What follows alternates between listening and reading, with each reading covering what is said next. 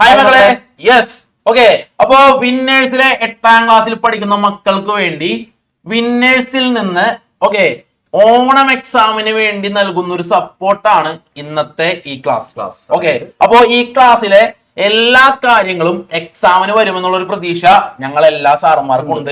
എന്തുകൊണ്ടാന്ന് വെച്ചാൽ ഏറ്റവും കൂടുതൽ തവണ എക്സാമിന് ചോദിച്ച ക്വസ്റ്റ്യൻസും ഏറ്റവും ഇമ്പോർട്ടന്റ് ടോപ്പിക്സ് ആണ് നമ്മൾ ഇന്ന് പറയാൻ പോകുന്നത്. ഓക്കെ, സമയം നമ്മൾ ഒട്ടും കളയില്ല. എല്ലാ ടൈമും കൃത്യമായ കാര്യങ്ങൾ പ്രോപ്പർ ആയിട്ട് നിങ്ങളുടെ കയ്യിലേക്ക് തരാനാണ് ഇന്ന് ഞങ്ങളുടെ ലക്ഷ്യം. എല്ലാ കുഞ്ഞുമക്കളും ഒരു ബുക്കും പേന എടുത്ത് റെഡി ആയിരിക്കും കേട്ടോ. ഓക്കെ, അപ്പോ ഞങ്ങൾ സമയം ഒട്ടും കളയുന്നില്ല. ഫസ്റ്റ് ചാപ്റ്റർ ആയ മെഷർമെന്റ് ആൻഡ് യൂണിറ്റ്സ് ആണ് ഞങ്ങൾ രണ്ടുപേരും ഡിസ്കസ് ചെയ്യുന്നത്, അല്ലെങ്കിൽ അളവുകളും യൂണിറ്റുകളും. ഓക്കെ, അളവുകളും യൂണിറ്റുകളും, മെഷർമെന്റ് ആൻഡ് യൂണിറ്റ്സ്. അങ്ങനെയാണെങ്കിൽ അതിലെ ആദ്യത്തെ ടോപ്പിക് എന്ന് പറയുന്നത് വളരെ ഇമ്പോർട്ടൻസ് ഉള്ള അസ്ട്രോണമിക്കൽ യൂണിറ്റ് അല്ലെങ്കിൽ അസ്ട്രോണമിക്കൽ ദൂരം. ഓക്കെ, അസ്ട്രോണമിക്കൽ യൂണിറ്റ് തന്നെ പഠിച്ചാൽ മതി, ദൂരം ഒന്നും പഠിക്കണ്ട. അസ്ട്രോണമിക്കൽ യൂണിറ്റ് വേറെ ഒന്നുമല്ല, AU എന്ന് പറയുന്ന ഒരു ലെറ്റർ വെച്ചാണ് എവനെ ഡിനോട്ട് ചെയ്യുന്നത്. ആരാ? അസ്ട്രോണമിക്കൽ യൂണിറ്റിന്. ഇനി ഇതെന്താണെന്ന് വെച്ച് കഴിഞ്ഞാല് അതുൽ സാർ പറഞ്ഞുതരും എന്താണ് അസ്ട്രോണമിക്കൽ യൂണിറ്റ്. സിമ്പിൾ ആയിട്ട് പറയാം സാറേ. എന്റെ ഒരു ഭൂമിയുണ്ട്, നമ്മളെല്ലാം ജീവിക്കുന്ന നമ്മുടെ സ്വന്തം ഭൂമിയുണ്ട്. ഭൂമി മാത്രമല്ലതേ ഇവിടെ ഒരു സൂര്യനുണ്ട് കേട്ടോ. അങ്ങനെയാണെങ്കിൽ ഭൂമിയും സൂര്യനും തമ്മിലുള്ള ശരാശരി ദൂരം, അതിനാണ് നമ്മൾ എന്ത് പറയാ? Astronomical unit. Average distance from the earth to sun. ഭൂമിയിൽ നിന്നും സൂര്യനിലേക്കുള്ള ശരാശരി ദൂരത്തെയാണ് നമ്മൾ എന്ത് പറയാ? Astronomical unit. സാറേ ഏകദേശം എത്ര ഇട്ടു സാർ ഇത്? ഓക്കെ, അപ്പൊ രണ്ടാമത്തെ ക്വസ്റ്റ്യൻ സാർ ചോദിച്ചു എന്താണ് ഇത് ഏകദേശം എത്ര ദൂരമാണ്. ഞങ്ങൾ രണ്ടുപേരും പറയണത് നിങ്ങൾക്ക് വരുന്ന ക്വസ്റ്റ്യൻസ് ആണ് കേട്ടോ. ഇതിന്റെ അപ്രോക്സിമേറ്റ്ലി ഡിസ്റ്റൻസ് എന്ന് പറയുന്നത് 15 crore കിലോമീറ്റേഴ്സ് ആണ്. 15 കോടി കിലോമീറ്റർ ആണ് ആസ്ട്രോണമിക്കൽ യൂണിറ്റിന്റെ ശരാശരി ദൂരം. ഓക്കെ, അപ്പൊ AU പഠിക്കണം. It is the average distance from earth to sun. Malayalam മീഡിയത്തിലെ മക്കള് ഭൂമിയിൽ നിന്നും സൂര്യനിലേക്കുള്ള ശരാശരി ദൂരം എന്ന് തന്നെ പഠിക്കണം. ഓക്കെ, അതില് ദൂരം എന്ന് എഴുതി വെക്കരുത്, ശരാശരി ദൂരമാണ് കേട്ടോ. മിസ്റ്റേക്ക് ആണ് ദൂരം എന്ന് ചോദിച്ചു കഴിഞ്ഞാൽ. അങ്ങനെയാണെങ്കിൽ topic number 2 light year. Okay, light year അല്ലെങ്കിൽ പ്രകാശവർഷം. ലൈറ്റ് ഇയർ അല്ലെങ്കിൽ പ്രകാശവർഷം. ഒരു ഹെഡിങ് തന്നെ ആൻസർ ഉണ്ട് അല്ലെ? ആൻസർ ഉണ്ട്. അതായത് ഈ ഇരിക്കുന്ന പ്രകാശം ഒരു വർഷം കൊണ്ട് എത്ര കിലോമീറ്റർ സഞ്ചരിക്കുന്നു. അതെ, ഓക്കെ, ലൈറ്റ് എന്ന് പറയുന്ന ആള് ഒരു വർഷം എത്ര കിലോമീറ്റർ സഞ്ചരിക്കുന്നുവോ അതിനെ എനിക്ക് ലൈറ്റ് ഇയർ എന്ന് പറയാം. Distance travelled by the light in 1 year. ഒരു വർഷത്തിൽ എത്രത്തോളം ദൂരം നമ്മുടെ പ്രകാശം സഞ്ചരിച്ചു, അതാണ് ലൈറ്റ് ഇയർ. പ്രകാശവർഷം. ക്ലിയർ ആണ്. LY എന്നാണ് സാറേ പറയാ. നേരത്തെ AU ആയിരുന്നു, ഇത് LY. ഇനി ക്വസ്റ്റ്യൻ നമ്പർ 2 അതുൽ സാറിനോടാണ്. ക്വസ്റ്റ്യൻ നമ്പർ 2 വേറെ ഒന്നുമല്ല, ഈ ലൈറ്റ് ഇയർ എന്ന് പറഞ്ഞല്ലോ നമ്മൾ ഓൾറെഡി. ഒരു സെക്കൻഡിൽ ലൈറ്റ് എത്ര കിലോമീറ്റർ സഞ്ചരിക്കും? വളരെ സിമ്പിൾ ക്വസ്റ്റ്യൻ ആണ്, ഇമ്പോർട്ടന്റ് ക്വസ്റ്റ്യൻ ആണ്. ഇനി അങ്ങോട്ട് എല്ലാ ഇയറിലും പഠിക്കുന്ന ക്വസ്റ്റ്യൻ തന്നെയാണ്. അതായത് ഒരു സെക്കൻഡിൽ ഏകദേശം 3 ലക്ഷം കിലോമീറ്റർ ആണ് ആര് സഞ്ചരിക്കുക? നമ്മുടെ ലൈറ്റ് സഞ്ചരിക്കുക അല്ലെ? ഓക്കെ, യെസ്, വളരെ ഇമ്പോർട്ടന്റ് ആയിട്ടുള്ള പോയിന്റ് കേട്ടാ. ഇൻ വാക്യൂം, ശൂന്യതയിൽ ലൈറ്റ് എന്ന് പറയുന്ന ആള് ഒരു സെക്കൻഡ് കൊണ്ട് 3 ലക്ഷം കിലോമീറ്റർ സഞ്ചരിച്ചിട്ടുണ്ടാവും. ക്ലിയർ ആണ്. ഓക്കെ, അപ്പൊ 3 ക്വസ്റ്റ്യൻസ്. സിമ്പിൾ LY, ഡെഫിനീഷൻ ഒരു വർഷം കൊണ്ട് സഞ്ചരിക്കുന്ന ദൂരം. ഓക്കെ, ഇനി മൂന്നാമത്തെ ക്വസ്റ്റ്യൻ ഒരു സെക്കൻഡിൽ എത്ര കിലോമീറ്റർ സഞ്ചരിക്കുന്നു. ഓക്കെ, ഇനി അടുത്തൊരു കാര്യം, എന്റെ കയ്യില് എന്താണ്? കുറച്ചധികം പ്ലാനറ്റ്സ് ഉണ്ട്, കുറച്ച് സ്റ്റാർ ഉണ്ട്. ഓക്കെ, അതായത് ഗാലക്സിയുമായി സ്റ്റാറുമായി. ഇനി പഠിക്കേണ്ട കാര്യം, ഞാനും അതുൽ സാറും 2 പോയിന്റ്സ് ആണെന്ന് വിചാരിക്കാം. ഓക്കെ, 2 പോയിന്റ്സുകൾ തമ്മിലുള്ള ഡിസ്റ്റൻസ് ആണെങ്കിൽ നമുക്ക് കിലോമീറ്ററോ മീറ്ററോ പറയാം. മീറ്റർ ആണ് കൂടുതൽ ഉപയോഗിക്കുന്നത്. ഓക്കെ, മീറ്റർ ഉപയോഗിച്ച് നമുക്ക് പറയാം. ഓക്കെ, ഇപ്പൊ അതുൽ സാറിന്റെ വീട് എന്ന് പറയുന്നത് കൊടുങ്ങല്ലൂരാണ്, എന്റെ വീട് കോതുരുത്താണ്. ഓക്കെ, അപ്പൊ 2 പ്ലേസുകൾ തമ്മിലുള്ള ഡിസ്റ്റൻസ് ആണെങ്കിൽ, 2 പ്ലേസുകൾ തമ്മിലുള്ള ഡിസ്റ്റൻസ് ആണെങ്കിൽ സാറ് പറഞ്ഞു കിലോമീറ്റർ എന്ന് പറയാം. അങ്ങനെയാണെങ്കിൽ ഈ ഇരിക്കുന്ന പ്ലാനറ്റ്, ഓക്കെ, ഈ ഇരിക്കുന്ന ഓരോ പ്ലാനറ്റുകളും അതുപോലെ തന്നെ സ്റ്റാർസ് അവന്മാര് തമ്മിൽ എന്തുണ്ടാവും? ഡിസ്റ്റൻസ് ഉണ്ടാവും. ഓക്കെ, ഈ ലൈൻസിൽ കാണിച്ചിരിക്കുന്നതാണ് ഡിസ്റ്റൻസ്. ആ ഡിസ്റ്റൻസിനെ നമ്മൾ ഡിനോട്ട് ചെയ്യാൻ ഉപയോഗിക്കുന്ന ആളെ പറയുന്ന പേരാണ് സാറേ പാരാലൈറ്റിക് സെക്കൻഡ് അല്ലെങ്കിൽ പാർസെക് അല്ലെ? ക്ലിയർ ആണല്ലോ സാറ് പറഞ്ഞത്. ഓക്കെ, അതായത് പ്ലാനറ്റ് ടു പ്ലാനറ്റ് ഉള്ള ഡിസ്റ്റൻസും സ്റ്റാർസും തമ്മിലുള്ള ഡിസ്റ്റൻസും നമ്മൾ ഡിനോട്ട് ചെയ്യാൻ അല്ലെങ്കിൽ മെഷർ ചെയ്യാൻ ഉപയോഗിക്കുന്ന അളവാണ് ഇത് പാർസെക്. അതിനെ ഏത് ലെറ്റർ വെച്ച് ഡിനോട്ട് ചെയ്യും? PC. വളരെ ഇമ്പോർട്ടന്റ് ആണ്. PC എന്ന് പറഞ്ഞ ലെറ്റർ വെച്ചിട്ടാണ് നമ്മൾ പാർസെക്കിനെ ഡിനോട്ട് ചെയ്യുക. ഏകദേശം എത്ര വരും ഒരു PC? അതായത് അത് വളരെ ഇമ്പോർട്ടന്റ് ക്വസ്റ്റ്യൻ ആണ് സാർ ഇപ്പൊ ചോദിച്ചത്. വേറൊന്നുമില്ല, 1 പാർസെക് എന്ന് പറഞ്ഞു കഴിഞ്ഞാൽ 1 PC എന്ന് പറഞ്ഞു കഴിഞ്ഞാൽ 3.26 ലൈറ്റ് ഇയർ ആണ്. Yeah. പഠിച്ചിട്ടുണ്ടാവണം കേട്ടോ, നിർബന്ധമായിട്ടും പഠിച്ചേക്കണം. 1 പാർസെക് എന്ന് പറഞ്ഞു കഴിഞ്ഞാൽ 3.26 ലൈറ്റ് ഇയർ ആണ്. ഇപ്പൊ തന്നെ പഠിച്ചേക്കണം. ഓക്കെ, ക്വസ്റ്റ്യൻ പേപ്പറിൽ എന്തായാലും ഉണ്ടാകുന്ന ഒരു ക്വസ്റ്റ്യൻ ആണ് 1 parsec equal to 3.26 light year. Clear ആണെന്ന് വിചാരിക്കുന്നു. അങ്ങനെയാണെങ്കിൽ ടെക്സ്റ്റ് ബുക്കിലെ ഒരു കാര്യം, ഓക്കെ, ടെക്സ്റ്റ് ബുക്കിലെ ഒരു കാര്യമാണ് നോക്കാൻ പോകുന്നത്. ഇതേ ടെക്സ്റ്റ് ബുക്ക് വന്നിട്ടുണ്ട്. ഓക്കെ, ടെക്സ്റ്റ് ബുക്ക് ഇവിടെ ഓൾറെഡി വന്നിട്ടുണ്ട്. അതായത് ടെക്സ്റ്റ് ബുക്കിലെ പേജ് നമ്പർ 108, ഇംഗ്ലീഷ് മീഡിയത്തിലും മലയാളം മീഡിയത്തിലും പേജ് നമ്പർ 108 തന്നെ. ഓക്കെ, അതിലേത് കാര്യമാണ് പഠിക്കേണ്ടത്? മാസ് എന്ന് പറയുന്നത്. എന്താണ് മാസ്? ഓക്കെ, മാസ് എന്ന് പറയുന്ന ഫിസിക്കൽ ക്വാണ്ടിറ്റിയെ പറ്റി. ഓക്കെ, ഫിസിക്കൽ ക്വാണ്ടിറ്റിയെ പറ്റിയാണ് ചോദിച്ചിരിക്കുന്നത്. ഈ കിടക്കുന്ന പോയിന്റ് സാറ് ഒന്ന് കാട്ടിക്കൊടുത്തേക്ക്. ഓക്കെ, ഈ കിടക്കുന്ന ഒരു പോയിന്റ് ഉണ്ടോ? ബാക്കി കിടക്കുന്ന ഈ ഒരു പോയിന്റ് ഞാൻ റെഡ് കളറിൽ സാറുമാരെ നോട്ട് ചെയ്തിരിക്കണം. ആ ഒരു പോയിന്റ് ആണ് മാസിന്റെ ഡെഫിനിഷൻ. ഓക്കെ, മാസിന്റെ ഡെഫിനിഷൻ. അപ്പൊ എന്താണ് മാസിന്റെ ഡെഫിനിഷൻ? വളരെ സിമ്പിൾ കാര്യമാണ് സാർ പറഞ്ഞോ. മാസ് എന്ന് പറഞ്ഞു കഴിഞ്ഞാൽ it is the amount of matter അല്ലെങ്കിൽ മാസ് ഓഫ് എ സബ്സ്റ്റൻസ് എന്ന് വെച്ച് കഴിഞ്ഞാൽ ഒരു വസ്തുവിൽ അടങ്ങിയിരിക്കുന്ന ദ്രവ്യത്തിന്റെ അളവിനാണ് നമ്മൾ എന്ത് പറയാ? മാസ് എന്ന് പറയുന്നത്. അതിന്റെ യൂണിറ്റ് എന്താ സാറേ? അതിന്റെ യൂണിറ്റ്, മാസിന്റെ യൂണിറ്റ് എന്ന് പറയുന്നത് കിലോഗ്രാം ആണ്. കിലോഗ്രാം. ഓക്കെ, അപ്പൊ ഡെഫിനീഷനും പറഞ്ഞു തന്നു, യൂണിറ്റും പറഞ്ഞു. മാസ് എന്ന് പറഞ്ഞു കഴിഞ്ഞാൽ ഒരു എന്താണ് മാറ്റർ, ഒരു ക്വാണ്ടിറ്റിയിൽ എന്തുമാത്രം മാറ്റർ അടങ്ങിയിരിക്കുന്നു, ഒരു പദാർത്ഥത്തിൽ എന്തുമാത്രം ദ്രവ്യം അടങ്ങിയിരിക്കുന്നു, അതാണ് മാസ്. രണ്ടാമത് അവന്റെ യൂണിറ്റ് kg ആണ്. ക്ലിയർ ആണെന്ന് വിചാരിക്കുന്നു. അടുത്തത് solar day.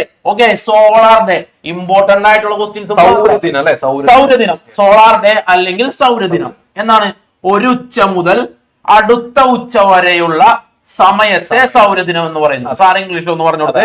It is solar day എന്ന് വെച്ചാൽ it is time period between 1 noon to the next noon. അതായത് സിമ്പിൾ ആയിട്ട് സാർ പറഞ്ഞോളാം. ഇന്ന് ഉച്ചയ്ക്ക് 12 മണി മുതൽ നാളെ ഉച്ചയ്ക്ക് 12 മണി വരെയുള്ള സമയത്തിന്റെ ഗ്യാപ്പ് ഇല്ലേ, അതിനാണ് എന്ത് പറയാ? സോളാർ അല്ലെങ്കിൽ സോളാർ ഡേ അല്ലെങ്കിൽ സൗരദിനം എന്ന് പറയാം. ഓക്കെ, സോളാർ ഡേ അല്ലെങ്കിൽ സൗരദിനം എന്ന് പറയാം. ക്ലിയർ ആണെന്ന് വിചാരിക്കുന്നു. ഓക്കെ, അങ്ങനെയാണെങ്കിൽ നമുക്ക് അടുത്ത ടോപ്പിക്കിലേക്ക് പോകാം. സമയം നമ്മൾ ഒട്ടും കളയുന്നില്ല. നെക്സ്റ്റ് ടോപ്പിക്, അതായത് ഒരു ദിവസം എന്ന് പറഞ്ഞു കഴിഞ്ഞാൽ എത്ര മണിക്കൂറാണ്? 24 മണിക്കൂറാണ്. 24 hours ആണ്. യെസ്. 1 hour എന്ന് പറഞ്ഞു കഴിഞ്ഞാൽ 60 മിനിറ്റ് ആണ്. 60 minutes ആണ്. ഓക്കെ, അങ്ങനെയാണെങ്കിൽ 1 minute എന്ന് പറഞ്ഞു കഴിഞ്ഞാൽ 60 seconds ആണ്. എന്നാൽ എക്സാമിന് ചോദിക്കുന്ന സ്ഥിരം ക്വസ്റ്റ്യൻ ആണ്, ഒരു ഡേ എന്ന് പറഞ്ഞു കഴിഞ്ഞാൽ എത്ര സെക്കൻഡ് ആണ്? കേട്ടാ, 1 day എന്ന് പറഞ്ഞു കഴിഞ്ഞാൽ എത്ര സെക്കൻഡ്? വളരെ സിമ്പിൾ ആണ്. എന്ത് ചോദിച്ചാൽ മതി? 1 day is equal to 24 into 60 into 60. അപ്പൊ എത്ര കിട്ടുക? 86,400 seconds.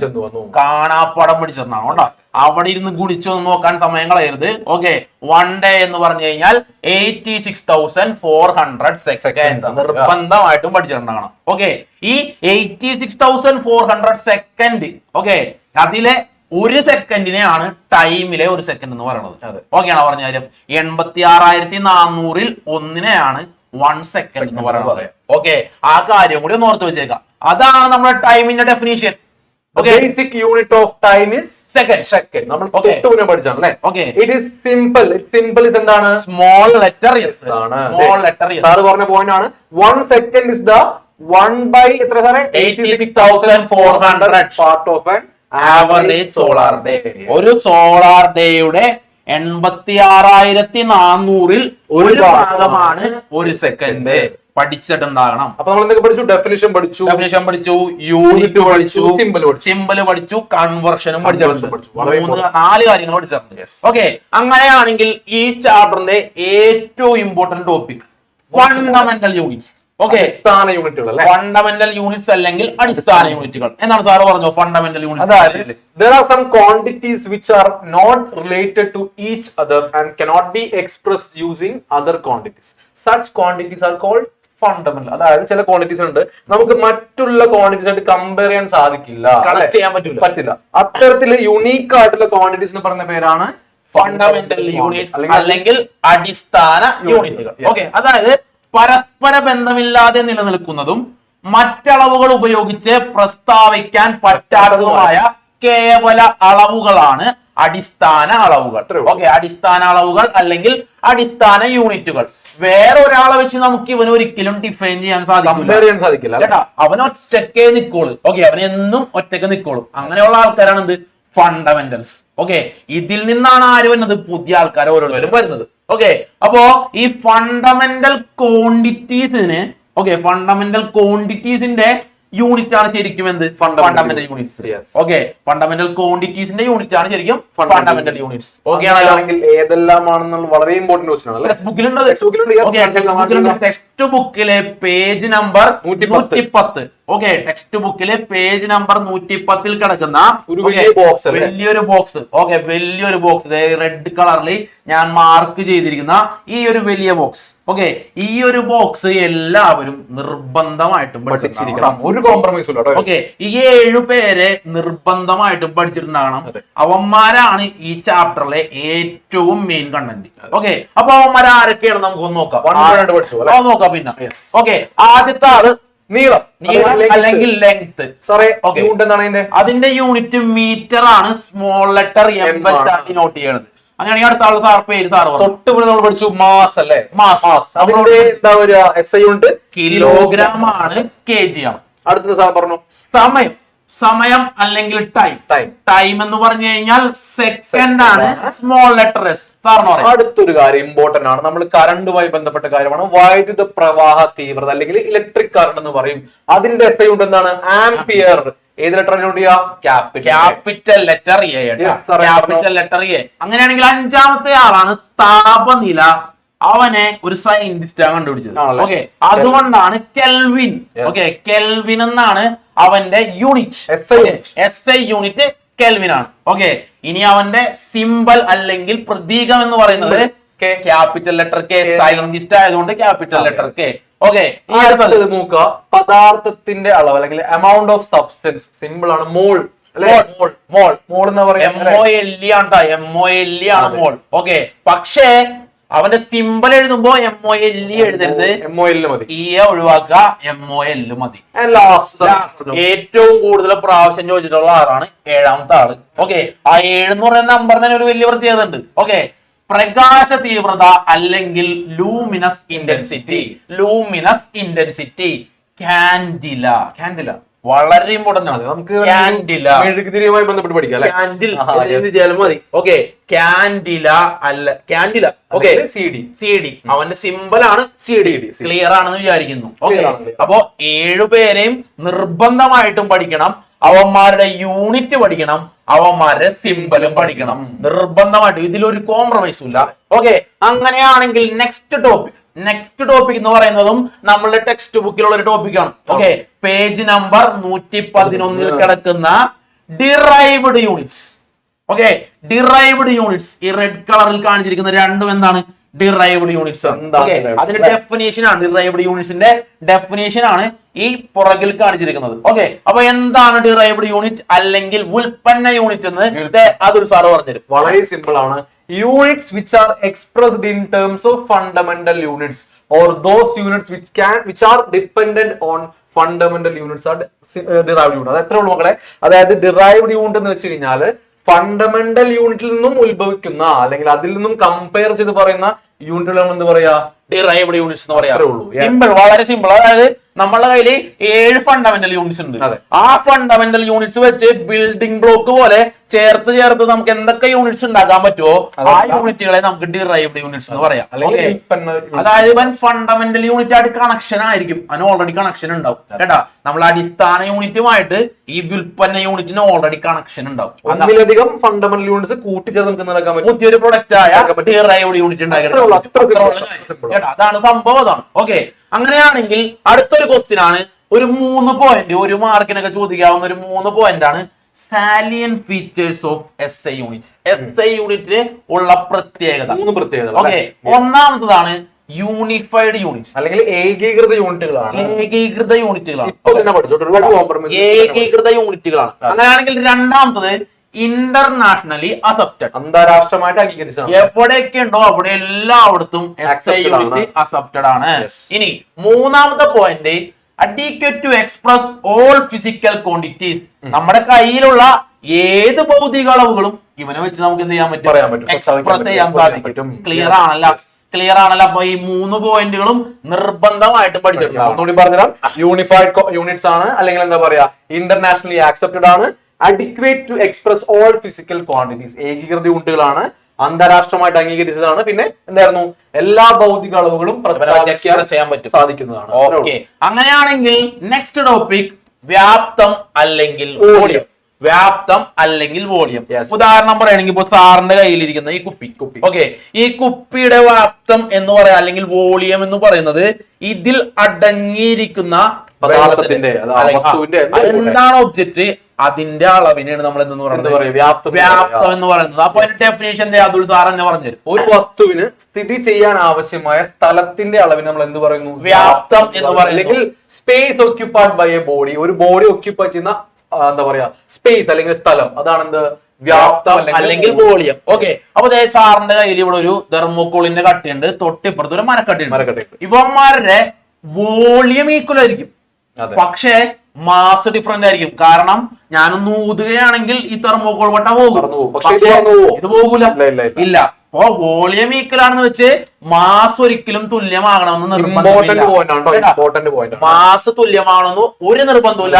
സാറേ വോളിയത്തിന്റെ യൂണിറ്റ് സിമ്പിൾ ക്യൂബിക് മീറ്റർ അല്ലെങ്കിൽ മീറ്റർ അല്ലെങ്കിൽ മീറ്റർ ക്യൂബ്. കേട്ടാ, നമ്മൾ ഇപ്പൊ പറയണത് അങ്ങനെയാണ്. നമ്മ ക്യൂബിക് മീറ്റർ എന്ന് പറയും. കുറച്ചും കൂടി മേടിച്ചു നിങ്ങൾ ഒരിക്കലും ഈ സാധനം പറയൂല, മീറ്റർ ക്യൂബ് എന്നേ പറയുള്ളൂ. ഓക്കെ, മീറ്റർ ക്യൂബ് എന്ന് പറയുള്ളൂ. അങ്ങനെയാണെങ്കിൽ അടുത്തൊരു കാര്യം സാന്ദ്രത അല്ലെങ്കിൽ ഡെൻസിറ്റി. ഓർത്തിരിക്കാൻ എളുപ്പമുണ്ട്.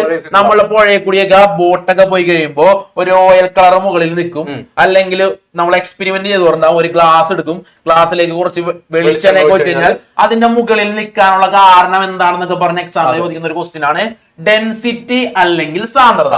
ഓക്കെ, അപ്പൊ എന്താണ് ഡെൻസിറ്റി അല്ലെങ്കിൽ സാന്ദ്രത എന്ന് പറഞ്ഞു കഴിഞ്ഞാൽ? അതെ, mass per unit volume of a substance. ഒരു പദാർത്ഥത്തിന്റെ മാസിനെ ഡിവൈഡ് ബൈ മാസിനെ എന്തുകൊണ്ട് ഡിവൈഡ് ചെയ്യണം? വോളിയം കൊണ്ട് ഡിവൈഡ് ചെയ്ത് കഴിഞ്ഞാൽ. ഓക്കെ, മാസിനെ എന്തുകൊണ്ട് ഡിവൈഡ് ചെയ്ത് കഴിഞ്ഞാൽ? വോളിയം കൊണ്ട്, വ്യാപ്തം കൊണ്ട് ഡിവൈഡ് ചെയ്ത് കഴിഞ്ഞാൽ എന്ത് കിട്ടും? സാന്ദ്രത അല്ലെങ്കിൽ ഡെൻസിറ്റി കിട്ടും. ക്ലിയർ ആണ്? ക്ലിയർ ആണ്. അപ്പൊ അതെ, ഞാനും ഇവിടെ ഒരു ഗ്ലാസ് എടുക്കുന്നു. ഓക്കെ, ഗ്ലാസ്സില് ഹണി ഉണ്ട്. ഓക്കെ, പച്ച കളറുള്ള ഹണിയാണ് കേട്ടോ. പച്ച കളറുള്ള ഹണി ഉണ്ട്, പിന്നെ ബ്ലൂ കളറിലുള്ള വാട്ടർ ഉണ്ട്, മുകളിൽ ഓയിൽ ഉണ്ട്. ഓക്കെ, ഇവന്മാരെ നമ്മൾ ഇങ്ങനെ തന്നിട്ട് പറയും സാന്ദ്രതയുടെ അടിസ്ഥാനത്തിൽ ആരോഹണ ക്രമത്തിലോ അവരോഹണ ക്രമത്തിലോ എഴുതാൻ പറയും. ഓക്കെ, സ്ഥിരം ചോദിക്കുന്ന ഒരു ക്വസ്റ്റ്യൻ. ഓക്കെ, അപ്പോ സാന്ദ്രത കുറഞ്ഞവനായിരിക്കും എപ്പോഴും എവിടെ വന്നത്? മുകളിൽ ഉണ്ടാവാം. ഡെൻസിറ്റി മലയാളത്തിൽ ഞാൻ പറയുള്ളൂ. ഡെൻസിറ്റി കൂടിയ ആള് താഴെ. ഓക്കെ, ഡെൻസിറ്റി കുറഞ്ഞ ആള് മുകളിലുണ്ടാവും. ക്ലിയർ ആണെന്ന് വിചാരിക്കുന്നു. ഓക്കെ, അതിന്റെ ഇക്വേഷനും കൂടെ ഒന്ന് പറഞ്ഞു പിടിച്ചേക്ക. ഡെൻസിറ്റി എന്ന് പറഞ്ഞു കഴിഞ്ഞാൽ മാസ് ബൈ വോളിയം ആണ്. സാന്ദ്രത എന്ന് പറഞ്ഞു കഴിഞ്ഞാൽ മാസ് വൈ വ്യാപ്തമാണ്. ക്ലിയർ ആണെന്ന് വിചാരിക്കുന്നു. ഓക്കെ, ക്ലിയർ ആണെന്ന് വിചാരിക്കുന്നു. യൂണിറ്റ് എന്തായിരിക്കും? മാസിന്റെ അല്ല, ഡെൻസിറ്റിയുടെ യൂണിറ്റ്. ഡെൻസിറ്റിയുടെ മാസിന്റെ യൂണിറ്റ് കിലോഗ്രാം, വോളിയത്തിന്റെ യൂണിറ്റ് മീറ്റർ ക്യൂബ്. അപ്പൊ കിലോഗ്രാം പെർ സാറൊന്ന് എഴുതിക്കോ, കിലോഗ്രാം പെർ മീറ്റർ ക്യൂബ് ആയിരിക്കും. Okay, kilogram kilogram per metre cube ആണ് യൂണിറ്റ്, ഡെൻസിറ്റിയുടെ യൂണിറ്റ്. പഠിച്ചിട്ടുണ്ടാകണം കേട്ടോ, പഠിച്ചിട്ടുണ്ടാകണം. അങ്ങനെയാണെങ്കിൽ കുറച്ച് എക്സ്പെരിമെന്റ് ഇനി നമുക്ക് കുറച്ച് എക്സ്പെരിമെന്റ് ചെയ്യാം. ഓക്കെ, നിങ്ങളുടെ ബുക്കിലുള്ള ഉത്തരമില്ലാതെ നിൽക്കുന്ന ഒരു 4 എക്സ്പെരിമെന്റ് കേട്ടോ. ആ 4 എക്സ്പെരിമെന്റ് ഇന്ന് വിന്നേഴ്സിലെ 2 സാറന്മാരും കൂടി നിങ്ങൾക്ക് കൃത്യമായിട്ട് അതെങ്ങനെയാണ് ചെയ്യേണ്ടതെന്ന് പറഞ്ഞു തരും. ഓക്കെ, ഓക്കെ ആണല്ലോ? അങ്ങനെയാണെങ്കിൽ ഫസ്റ്റ് എക്സ്പെരിമെന്റ് എന്റെ കയ്യിൽ ഒരു ബുക്ക് ഉണ്ട് സാർ, അത്യാവശ്യം നല്ല വലിപ്പമുള്ള ഒരു ബുക്ക്. അങ്ങനെ നമ്മൾ പറയാണ് ഈ ബുക്കിലെ ഒരു പേജിന്റെ കനം കണ്ടുപിടിക്കും. അത് ഇത്തിരി പണിയുള്ള കാര്യം. ഒരു പേജിന്റെ കനം കണ്ടുപിടിക്കാൻ ഇച്ചിരി ബുദ്ധിമുട്ടാണ്, നമുക്ക് ചെയ്ത് നോക്കാം. ഓക്കെ, അപ്പൊ നമ്മളോട് പറഞ്ഞൊക്കെയാണ് നമ്മൾ ക്വസ്റ്റ്യൻ പേപ്പറിൽ ഉണ്ടാവും രാജുവോ രാധയോ അതുലോ അങ്ങനെ ആരെങ്കിലും ഒരു സയൻസ് ഡയറി എടുത്തിട്ട് അവന്റെ ബുക്കിന്റെ കനം കണ്ടുപിടിക്കാൻ, പേജിന്റെ കനം കണ്ടുപിടിക്കാനായിട്ട് ഉദ്ദേശിച്ചൊക്കെയാണ്. അവനെ ഒന്ന് സഹായിക്കാമോ? അതായിരിക്കും നിങ്ങൾക്ക് വരുന്ന ക്വസ്റ്റ്യൻ. ഓക്കെ, അപ്പൊ അതെങ്ങനെ സഹായിച്ചാലോ? അപ്പൊ ഞാനൊരു ടേബിൾ എടുത്തിട്ടുണ്ട്. ഓക്കെ ആണോ? ടേബിളിന്റെ മുകളിൽ ബുക്ക് വെക്കാനോ? ടേബിളിന്റെ മുകളിൽ ബുക്ക് എടുത്ത് വെച്ചോ. ബുക്ക് വെച്ചു, ടേബിളിന്റെ മുകളിൽ ബുക്ക് വെച്ച്. ഇനി എന്താ ചെയ്യണ്ടേ? ഇനിയാണ് ഇമ്പോർട്ടന്റ് ടോപ്പിക് കിടക്കണത്. ഈ ബുക്കിന്റെ ഹൈറ്റ് ഞാനൊരു സ്കെയിൽ വെച്ച് അളക്കണം. അതായത് ഉയരം നമുക്ക് സിംപ്ലി ഒരു സ്കെയിൽ വെച്ച് മാർക്ക് ചെയ്യാം. ഓക്കെ, അതായത് സ്കെയിൽ വെച്ച് ബുക്കിന്റെ ഹൈറ്റ് ഞാൻ മാർക്ക് ചെയ്തു. ഓക്കെ ആണല്ലോ? ഇനി ചെയ്യേണ്ട കാര്യം എന്ന് വെച്ച് കഴിഞ്ഞാൽ ഇപ്പൊ കണ്ട കാര്യങ്ങൾ നമ്മൾ അങ്ങോട്ട് എഴുതാൻ വേണ്ടി. ഓക്കെ, ഒരു കടലാസിന്റെ കനം കണ്ടുപിടിക്കാൻ നിങ്ങൾ ഇതുപോലെ തന്നെ എഴുതണമെന്ന് ഒരു നിർബന്ധമില്ല കേട്ടോ. നിങ്ങളുടേതായ ലാംഗ്വേജിൽ എഴുതാം, കനം കണ്ടുപിടിക്കാനായിട്ട് ബുക്ക് ആദ്യം എന്ത് ചെയ്ത് വെച്ചു? ടേബിളിന്റെ മുകളിൽ വെച്ചു. സ്കെയിൽ എടുത്തു, ബുക്കിന്റെ ഉയരം കണ്ടുപിടിച്ചു. ഇനിയാണ് ഇമ്പോർട്ടന്റ് ആണത്. ഇനിയാണ് ഇമ്പോർട്ടന്റ് ടോപ്പിക്. ഓക്കെ, നമ്മളോട് പറയണത് പേപ്പറിന്റെ കനം കണ്ടുപിടിക്കാനാണ്. അതെ. അപ്പൊ ഇക്വേഷൻ വേണം. Thickness of the paper is equal to height of the sheet divided by number of sheets. പേപ്പറിന്റെ കനം എന്ന് പറഞ്ഞു കഴിഞ്ഞാൽ പേജുകളുടെ ഹൈറ്റ് ആണ് നമ്മൾ ആദ്യം കണ്ടുപിടിച്ചത്. അപ്പൊ പേജുകളുടെ ഉയരം ബൈ പേജുകളുടെ എണ്ണം. ഓക്കെ, അപ്പൊ ഇതിനകത്ത് വേണമെങ്കിൽ പ്രോബ്ലം വരാവുന്ന രീതി എന്ന് പറഞ്ഞാൽ ഇപ്പൊ സാറോട് ഞാൻ പറയണം, സാറ് ചെയ്യും. ഓക്കെ, ഇപ്പൊ എന്റെ കയ്യിലിരിക്കുന്ന ബുക്കിന്റെ ഹൈറ്റ് എന്ന് പറഞ്ഞു കഴിഞ്ഞാൽ 20 സെന്റിമീറ്റർ. 20 സെന്റിമീറ്റർ.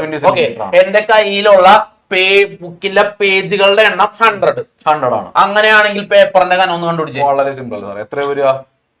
ആൻസർ പറഞ്ഞേ 2/10 എന്ന് പറഞ്ഞു കഴിഞ്ഞാൽ 0.2 ആയിരിക്കും അതിന്റെ answer. Okay, 0.2 centimetre. Okay, 0.2 millimetre എങ്കിൽ 0.2 മില്ലിമീറ്റർ. ഓക്കെ ആണല്ലോ. അങ്ങനെയാണെങ്കിൽ ഞാൻ നെക്സ്റ്റ് ടോപ്പിക്കിലേക്ക് പോകുന്നു. അപ്പൊ ഇതിന്റെ പരിപാടി മനസ്സിലായില്ല. ആദ്യം ബുക്കിന്റെ ഹൈറ്റ് കണ്ടുപിടിക്കുക. ഓക്കെ, വേറൊരു രീതി വന്നൂടെ, തിരിച്ചും മറിച്ചും വന്നൂടെ. അതായത് കനം തരാം, ബുക്കിന്റെ ഉയരം തിരിച്ചു കണ്ടുപിടിക്കാൻ പറ്റും. ഓക്കെ, വളരെ സിമ്പിൾ ആണ്. ഉദാഹരണം പറയുന്നത് സാറ് പറഞ്ഞ പോലെ തന്നെ 0.2 ആണ്. 0.2 ആണ് ബുക്കിന്റെ പേജിന്റെ കനം. ഓക്കെ, എന്റെ കയ്യില് 100 പേജുള്ള ബുക്കാണുള്ളത്. അങ്ങനെയാണെങ്കിൽ ബുക്കിന്റെ ഉയരം കണ്ടുപിടിക്കാൻ എന്ത് ചെയ്യണം? ആ ഉത്തരത്തെ, അതായത് നമ്മളുടെ പേപ്പറിന്റെ കനത്തെ ഹൈറ്റ് കൊണ്ട് മൾട്ടിപ്ലൈ ചെയ്യണം. ആൻസർ എന്ന് പറഞ്ഞാൽ 0.2 × 100 ചെയ്ത് നോക്കുമ്പോ 20 എന്ന് കിട്ടും. ഓക്കെ, ഇത് mm ആണെങ്കിൽ ഇത് mm, ഇത് സെന്റിമീറ്റർ ആണെങ്കിൽ ഇത് സെന്റിമീറ്റർ ആയിരിക്കും. ഓക്കെ, അപ്പൊ ശ്രദ്ധിച്ച് പഠിക്കണം കേട്ടോ ഈ ക്വസ്റ്റ്യൻസ്.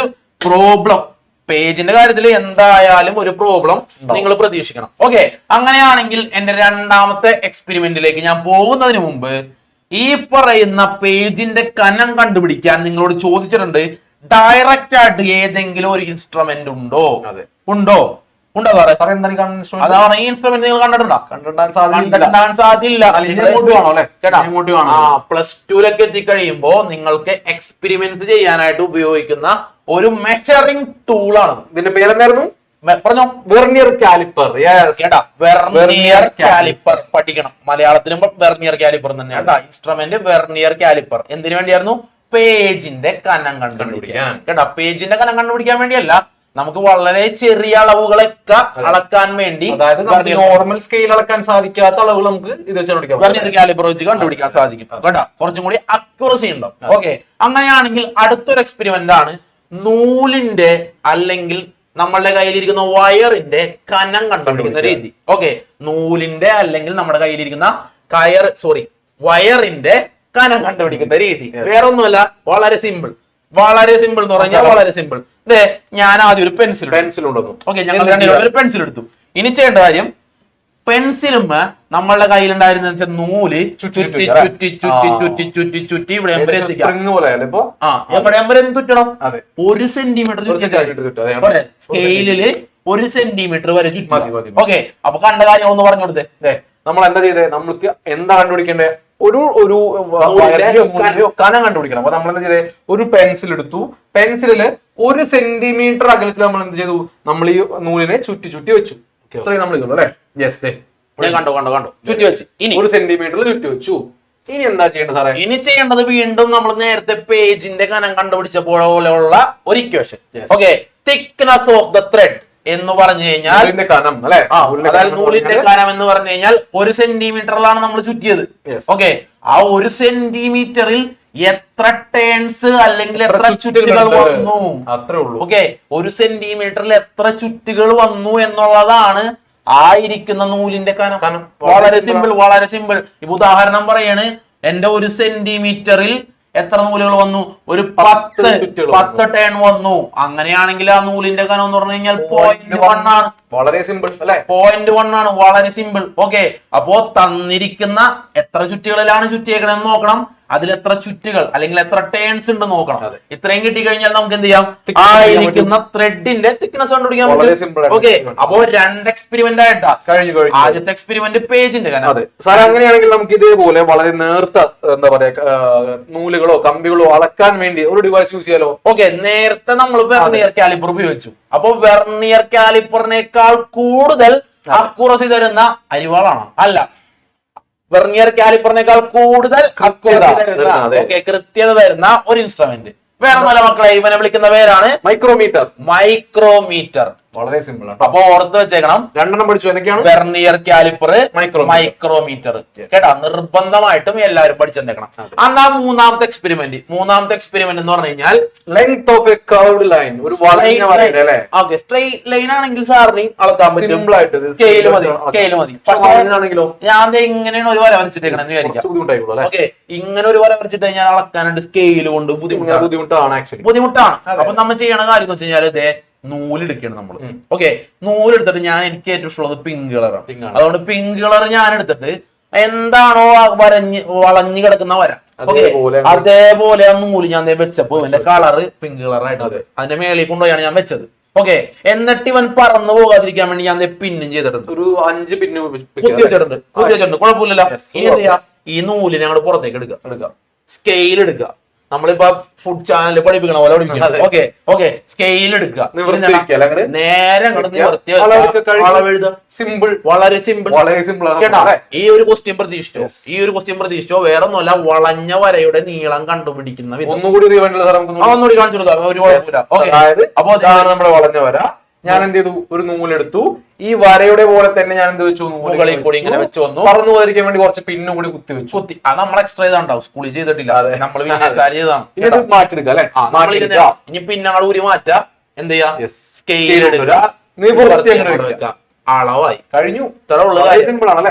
ഓക്കെ, അപ്പൊ സ്കൂളിൽ പറയാത്ത പിന്നൂത്തലൊക്കെ നമ്മൾ കയറ്റിക്കണണ്ട. അപ്പൊ സാർ എത്ര എക്സ്പെരിമെന്റ്?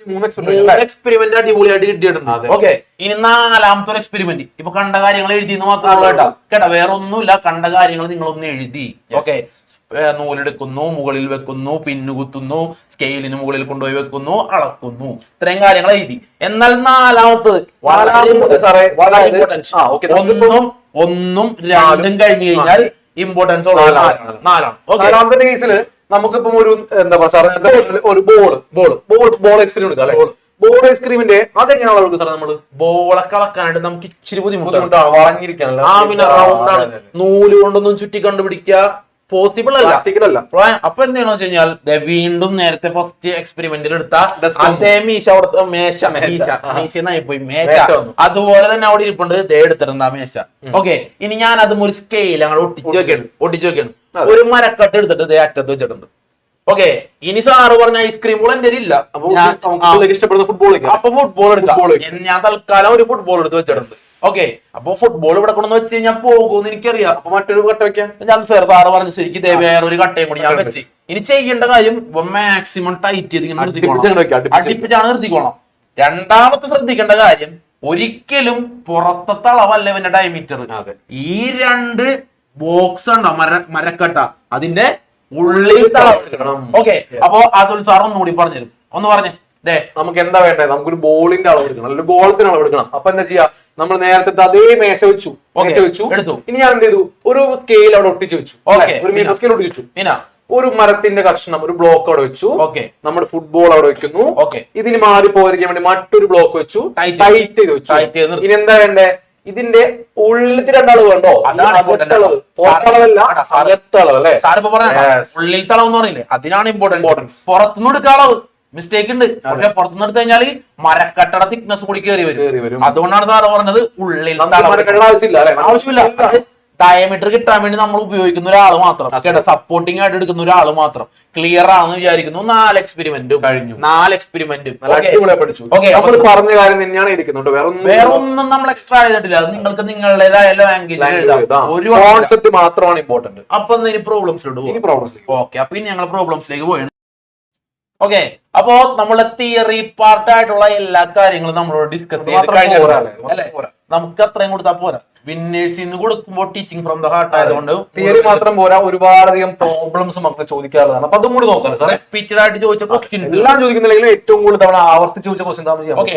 അപ്പൊ നമ്മൾ ഇനി ഡിസ്കസ് ചെയ്യാൻ പോണത് തിയറി കഴിഞ്ഞു. ഇനി വന്ന ക്വസ്റ്റ്യൻ ആൻസർ മെത്തേഡിലുള്ള ഒരു പ്രോബ്ലം ആൻസർ. ഓക്കെ, ആ ഒരു രീതിയിലുള്ള ഒരു മെത്തേഡാണ് നമ്മൾ ഇനി ഫോളോ ചെയ്യാൻ പോണത്. അപ്പൊ ഫസ്റ്റ് ക്വസ്റ്റ്യൻ ഇതാണ്. ഓക്കെ, ഫസ്റ്റ് ക്വസ്റ്റ്യൻ എന്ന് പറയുന്നത് ഇതാണ്. What is the basic unit of length? Right it simple. രണ്ട് ക്വസ്റ്റ്യൻ ഉണ്ട്, ശ്രദ്ധിക്കണം. എന്താണ് യൂണിറ്റിന്റെ ലെങ്ത് എന്നും സോറി ലെങ്ത്തിന്റെ യൂണിറ്റ് എന്ന് എഴുതണം. അതുപോലെ തന്നെ അതിന്റെ സിമ്പിൾ എഴുതണം. ലെങ്ത്തിന്റെ യൂണിറ്റ് എന്ന് പറഞ്ഞു കഴിഞ്ഞാൽ മീറ്റർ ആണ്. മീറ്റർ എന്നപ്പോ ആൻസർ എഴുതുമ്പോ അങ്ങനെ തന്നെ എഴുതണം. മീറ്ററിന് ആദ്യം എഴുതണം കേട്ടോ. ഓക്കെ, മീറ്ററിന് ആദ്യം എഴുതണം. എന്നിട്ട് വേണം സ്മോൾ ലെറ്റർ എം എഴുതാനായിട്ട് കേട്ടാ. സ്മോൾ ലെറ്റർ എം എഴുതണം. അതുപോലെ തന്നെ മീറ്റർ എന്ന് എഴുതണം. മലയാളത്തിലാണെങ്കിൽ metre metre metre metre M തന്നെ മീ എന്ന് എഴുതി വെക്കരുത് കേട്ടോ. മീ എന്ന് എഴുതി വെക്കരുത് കേട്ടോ. മീ അല്ല എം കേട്ടോ. മീറ്റർ പിന്നെ എം. ഓക്കെ, അങ്ങനെയാണെങ്കിൽ ക്വസ്റ്റ്യൻ നമ്പർ 2ലേക്ക് ഞാൻ പോകുന്നു. വാട്ട് ഈസ് എൽസി അല്ലെങ്കിൽ ലീസ്റ്റ് കൗണ്ട് എന്ന് പറഞ്ഞു കഴിഞ്ഞാൽ എന്താണ്? ഓക്കെ, ലീസ്റ്റ് കൗണ്ട് വേറെ ഒന്നുമല്ല മക്കളെ. നമ്മൾ ഇപ്പൊ തന്നെ ഒരു 3 ഇൻസ്ട്രുമെന്റ് കണ്ട് എക്സ്പെരിമെന്റ്സിൽ. മീറ്റർ സ്കെയിൽ, ഒരു സ്കെയിൽ കണ്ട്, പിന്നെ ഒരു വെർനിയർ കാലിപ്പർ കണ്ട്, മൈക്രോമീറ്റർ കണ്ട്. ഇത് 3ഉം മെഷറിംഗ് ഇൻസ്ട്രുമെന്റ്സ് ആണ്, അളക്കാൻ ഉപയോഗിക്കുന്ന ഉപകരണങ്ങളാണ്. ഈ ഉപകരണങ്ങളിൽ ആ ഉപകരണങ്ങൾ വെച്ച് അല്ലെങ്കിൽ ആ ഇൻസ്ട്രുമെന്റ് വെച്ച് അളക്കാൻ സാധിക്കുന്ന ഏറ്റവും ചെറിയ അളവ്, അളക്കാൻ സാധിക്കുന്ന ഏറ്റവും ചെറിയ അളവിനെ നമ്മൾ വിളിക്കുന്ന പേരാണെന്ത്? Least count. ഓക്കെ, അപ്പൊ LC എന്നുള്ളതിനുള്ള ഡെഫിനിഷനായി ഏതാണോ നമ്മളുടെ കയ്യിലിരിക്കുന്ന ഇൻസ്ട്രുമെന്റ് അത് വെച്ച് അളക്കാൻ സാധിക്കുന്ന ഏറ്റവും ചെറിയ അളവിനെ പറഞ്ഞ പേരാണ് ലീസ്റ്റ് കൗണ്ട്. ഇനി question number 2, what is the LC of metre scale? ഒരു മീറ്റർ സ്കെയിലിന്റെ ലീസ്റ്റ് കൗണ്ട് എത്രയാണ്? ഒരു മീറ്റർ സ്കെയിലിന്റെ ലീസ്റ്റ് കൗണ്ട് എന്ന് പറഞ്ഞു കഴിഞ്ഞാൽ 1 mm ആണ്. മില്ലിമീറ്റർ. ഓക്കെ, 1 മില്ലിമീറ്റർ ആണ്. 1 മില്ലിമീറ്റർ. അതുപോലെ തന്നെ സ്റ്റീൽ റൂളിന്റെ 0.5 കേട്ടോ, മില്ലിമീറ്റർ. ഓക്കെ, എല്ലാം മില്ലിമീറ്ററിലാണ്. Vernier calliper 0.02 mm. ചോദിക്കാറില്ല, എന്നാലും ഒന്ന് അറിഞ്ഞിരുന്നേക്കാം. ഇനി മൈക്രോമീറ്ററിന്റെ 0.01 mm. ഓക്കെ, അപ്പോ ഈ 3 കാര്യങ്ങളും കൂടി ഒന്ന് ഓർത്ത് വെച്ചേക്ക്. സാറ് പറഞ്ഞ മീറ്റർ സ്കെയിൽ നിർബന്ധമായിട്ടും മക്കള് വരുന്ന ക്ലാസ്സിൽ പഠിക്കും. ഓക്കെ, ഇനി വരുന്ന ക്ലാസ്സുകളിലെ ഇത്രയും വലിയ ക്വാണ്ടിറ്റീസ് ഒക്കെ നിങ്ങൾ പഠിക്കുള്ളൂ. ഓക്കെ, അങ്ങനെയാണെങ്കിൽ ക്വസ്റ്റ്യൻ നമ്പർ 3യിലേക്ക് പോകാം. ക്വസ്റ്റ്യൻ നമ്പർ 3 എന്ന് പറഞ്ഞു കഴിഞ്ഞാൽ how many quantities are considered as fundamental quantities? Fundamental quantity എന്ന് പറയുന്നത് ആരൊക്കെയാണ്? Write down the SI unit of each fundamental quantity. നമ്മൾ തൊട്ട് മുന്നേ ഒരു 7 ക്വാണ്ടിറ്റീസ് പഠിച്ചിട്ടുണ്ടല്ലോ സാറേ, ടെക്സ്റ്റ് ബുക്കിൽ ഓൾറെഡി കാണിച്ചു കൊടുത്താണ്. അപ്പൊ അവ ഏതെല്ലാമാണ് അവയുടെ SI യൂണിറ്റും പറയാൻ കഴിഞ്ഞു. ഓക്കെ, അപ്പൊ നേരത്തെ പറഞ്ഞ പോലെ തന്നെ നമുക്കിത് പഠിക്കാൻ നമ്മളുടെ കയ്യിൽ എന്തുണ്ട്? കോഡ് ഉണ്ട്. ATM പറയൂ എന്ന് പറയുന്ന ഒരു കോഡ് ഉണ്ട്. സാറേ, A എന്ന് പറഞ്ഞു കഴിഞ്ഞാൽ എമൗണ്ട് ഓഫ് സബ്സ്റ്റൻസ് ആണ്. T എന്ന് പറഞ്ഞു കഴിഞ്ഞാൽ ടെമ്പറേച്ചർ. M എന്ന് പറഞ്ഞു കഴിഞ്ഞാൽ മാസ്. T എന്താണ്? ഇതാണ് ശ്രദ്ധിക്കേണ്ടത്. ടൈം കേട്ടോ, ഇതാണ് ശ്രദ്ധിക്കേണ്ടത്. ടൈം കേട്ടോ. ഞാൻ പറയുന്നുണ്ട്, എഴുതുന്നതിനോടൊപ്പം തന്നെ ഞാൻ പറയുന്നുണ്ട്. E എന്ന് പറഞ്ഞു കഴിഞ്ഞാൽ പറഞ്ഞോ, E എന്ന് പറഞ്ഞു കഴിഞ്ഞാൽ ഇലക്ട്രിക് കറണ്ട് ആണ്. രണ്ടാമത് വരുന്ന L ഏതാണ്? Luminous of intensity. ഓക്കെ, പ്രകാശ തീവ്രത. ലാസ്റ്റ് വരുന്ന എല്ലാണ് ലെങ്ത്. ഏറ്റവും ആദ്യം പഠിച്ച ലെങ്ത്. ഓക്കെ, അപ്പോ എമൗണ്ട് ഓഫ് സബ്സ്റ്റൻസ് പദാർത്ഥത്തിന്റെ അളവ്, ടെമ്പറേച്ചർ എന്ന് പറഞ്ഞു കഴിഞ്ഞാൽ താപനില, മാസ് അല്ലെ, മാസ് തന്നെയാണ് പിണ്ഡം എന്ന് പഠിക്കാറുണ്ട്. ഓക്കെ, പിണ്ഡം. ഓക്കെ, ഇനി T എന്ന് പറഞ്ഞു കഴിഞ്ഞാൽ സമയം. E എന്ന് പറഞ്ഞു കഴിഞ്ഞാൽ ഇലക്ട്രിക് കറണ്ട്, വൈദ്യുത പ്രവാഹ തീവ്രത. L എന്ന് പറഞ്ഞു കഴിഞ്ഞാൽ ലൂമിനസ് ഇന്റൻസിറ്റി അല്ലെങ്കിൽ പ്രകാശ തീവ്രത. ലാസ്റ്റ് വരുന്ന എല്ലാണ് നീളം അഥവാ ലെങ്ത്. ഓക്കെ ആണല്ലോ. ഇനി ഇവന്മാരുടെ ഓരോരുത്തരുടെ യൂണിറ്റ് ഓൾറെഡി നമ്മൾ ഡിസ്കസ് ചെയ്തു. Luminous of intensity candela, electric current ampere. Okay, amount of substance mole, temperature kelvin, mass എന്ന് പറഞ്ഞു കഴിഞ്ഞാൽ കിലോഗ്രാം. ടൈം എന്ന് പറഞ്ഞു കഴിഞ്ഞാൽ സെക്കൻഡ്. ഇനി ബാക്കി എല്ലാവരും ലെങ്ത് മീറ്റർ. കഴിഞ്ഞു. ക്ലിയർ ആണെന്ന് വിചാരിക്കുന്നു. അങ്ങനെയാണെങ്കിൽ അടുത്തൊരു ക്വസ്റ്റ്യൻ പോവാം. ഓക്കെ, അടുത്തൊരു ക്വസ്റ്റ്യൻ ഫിഗർ ആണ്. കിടക്കുന്ന ഒരു ഫിഗർ. ചോദിച്ചിട്ടുണ്ട് വാട്ട് ഈസ് സൺഡയൽ. മക്കളെ, നമുക്ക് ഈ കാലത്തൊക്കെ ഇന്നൊക്കെ നമുക്ക് സമയം നോക്കാൻ എന്താണ്, സ്മാർട്ട് വാച്ച് ഉണ്ട്, മൊബൈൽ ഫോൺ ഉണ്ട്, ക്ലോക്ക് എല്ലാം ഉണ്ട് അല്ലെ. പക്ഷെ ഈ ആധുനിക കാലങ്ങളിലൊക്കെ ഈ പറഞ്ഞ സാധനം ഉണ്ടായിരുന്നോ? പ്രാചീന കാലഘട്ടത്തിൽ ഉപയോഗിച്ചിരുന്ന ഇല്ല. അവർ അപ്പ യൂസ് ചെയ്യുന്ന പ്രാചീന കാലഘട്ടങ്ങളിൽ ഈ പറഞ്ഞ ഒരു സാധനം ഉണ്ടായിരുന്നില്ല അല്ലെ. നമ്മുടെ സ്മാർട്ട് വാച്ചോ ഫോണോ ഒന്നും ഉണ്ടായിരുന്നില്ല. അപ്പൊ അന്നത്തെ കാലത്ത് ആൾക്കാർ എങ്ങനെ സമയം നോക്കുന്നേ? നമ്മുടെ സൂര്യന്റെ സ്ഥാനം വെച്ചിട്ടാണ് സമയം കണക്കാക്കിയിരുന്നത്. അതിനുവേണ്ടി ഉപയോഗിച്ചൊരു എന്താ പറയുക ഉപകരണമാണ് സൺഡയൽ അല്ലെങ്കിൽ സൗരമാപിനി എന്നൊക്കെ പറയും കേട്ടോ. ഇത്തരത്തിലൊരു ഡിവൈസ് ആണ്. ഇതിൽ നമുക്ക് സൂര്യന്റെ പൊസിഷൻ മാറുന്നതനുസരിച്ചിട്ട് സമയം കാൽക്കുലേറ്റ് ചെയ്യും. അതിനുവേണ്ടി യൂസ് ചെയ്യുന്ന ഡിവൈസ് ആണ് സൺഡയൽ. സൂര്യപ്രകാശത്തിന്റെ സഹായത്താൽ സമയം കണ്ടുപിടിക്കാൻ ഉപയോഗിക്കുന്ന ഉപകരണമാണ് സൺഡയൽ അല്ലെങ്കിൽ സൗരമാപിനി എന്ന് പറയും. ഓക്കെ ആണല്ലോ, ക്ലിയർ ആണല്ലോ. അങ്ങനെയാണെങ്കിൽ ഇനി അടുത്തൊരു question, find the odd one. ഒറ്റയാനെ കണ്ടെത്തുക. Give the reason. വെറുതെ കണ്ടുപിടിച്ചാൽ പോരാ, എന്താണ് കാര്യം ഒന്നും പറയണം. വോളിയം ഉണ്ട്, ടൈം ഉണ്ട്, ഇലാസ്റ്റിസിറ്റി ഉണ്ട്, ഏരിയ ഉണ്ട്. ഓർക്കേണ്ട കാര്യങ്ങൾ ഈ ചാപ്റ്ററിൽ ഫണ്ടമെന്റൽ യൂണിറ്റ്സ്, ഡിറൈവ്ഡ് യൂണിറ്റ്സ് എന്ന് പറഞ്ഞ് രണ്ട് ആൾക്കാർ വരുന്നുള്ളൂ. അതിൽ ഫണ്ടമെന്റൽ ക്വാണ്ടിറ്റീസും ഡിറൈവ്ഡ് ക്വാണ്ടിറ്റീസും ഓർക്കുക. അങ്ങനെ ഓർക്കുമ്പോ ഇതിന്റെ ആൻസർ കിട്ടും. വോളിയം എന്ന് പറഞ്ഞു കഴിഞ്ഞാൽ ഡിറൈവ്ഡ് ക്വാണ്ടിറ്റി ആണ്. ടൈം എന്ന് പറഞ്ഞു കഴിഞ്ഞാൽ ഫണ്ടമെന്റൽ ക്വാണ്ടിറ്റി ആണ്. ഇലാസ്റ്റിസിറ്റി ഡിറൈവ്ഡ് ആണ്. ഏരിയ എന്ന് പറഞ്ഞു കഴിഞ്ഞാൽ ഡിറൈവ്ഡ് ആണ്. അപ്പൊ കൂട്ടത്തിൽ ഇവിടെ താരേ ഉള്ളൂ ടൈം എന്ന് പറയുന്നത് ഫണ്ടമെന്റൽ ക്വാണ്ടിറ്റി. ബാക്കിയെല്ലാം എന്താണ്? ഡിറൈവ്ഡ് അല്ലെങ്കിൽ വ്യുൽപ്പന്ന. എന്താണ്? വ്യുൽപ്പന്ന യൂണിറ്റ് ആണ്. അപ്പൊ റീസണുമായി അല്ലെ, ഓഡ് വണ്ണിനെയും കിട്ടി, റീസണുമായി. രണ്ട് ക്വസ്റ്റ്യൻ ഉണ്ടല്ലേ? അപ്പൊ രണ്ട് ഉത്തരവുമായി. ഒരാള് ബാക്കി എല്ലാവരും ഡിറൈവ്ഡ് യൂണിറ്റ് ആണെന്നോ അല്ലെങ്കിൽ കിട്ടിയ ആള് ഫണ്ടമെന്റൽ യൂണിറ്റ് ആണെന്നോ എഴുതിയാൽ മതി.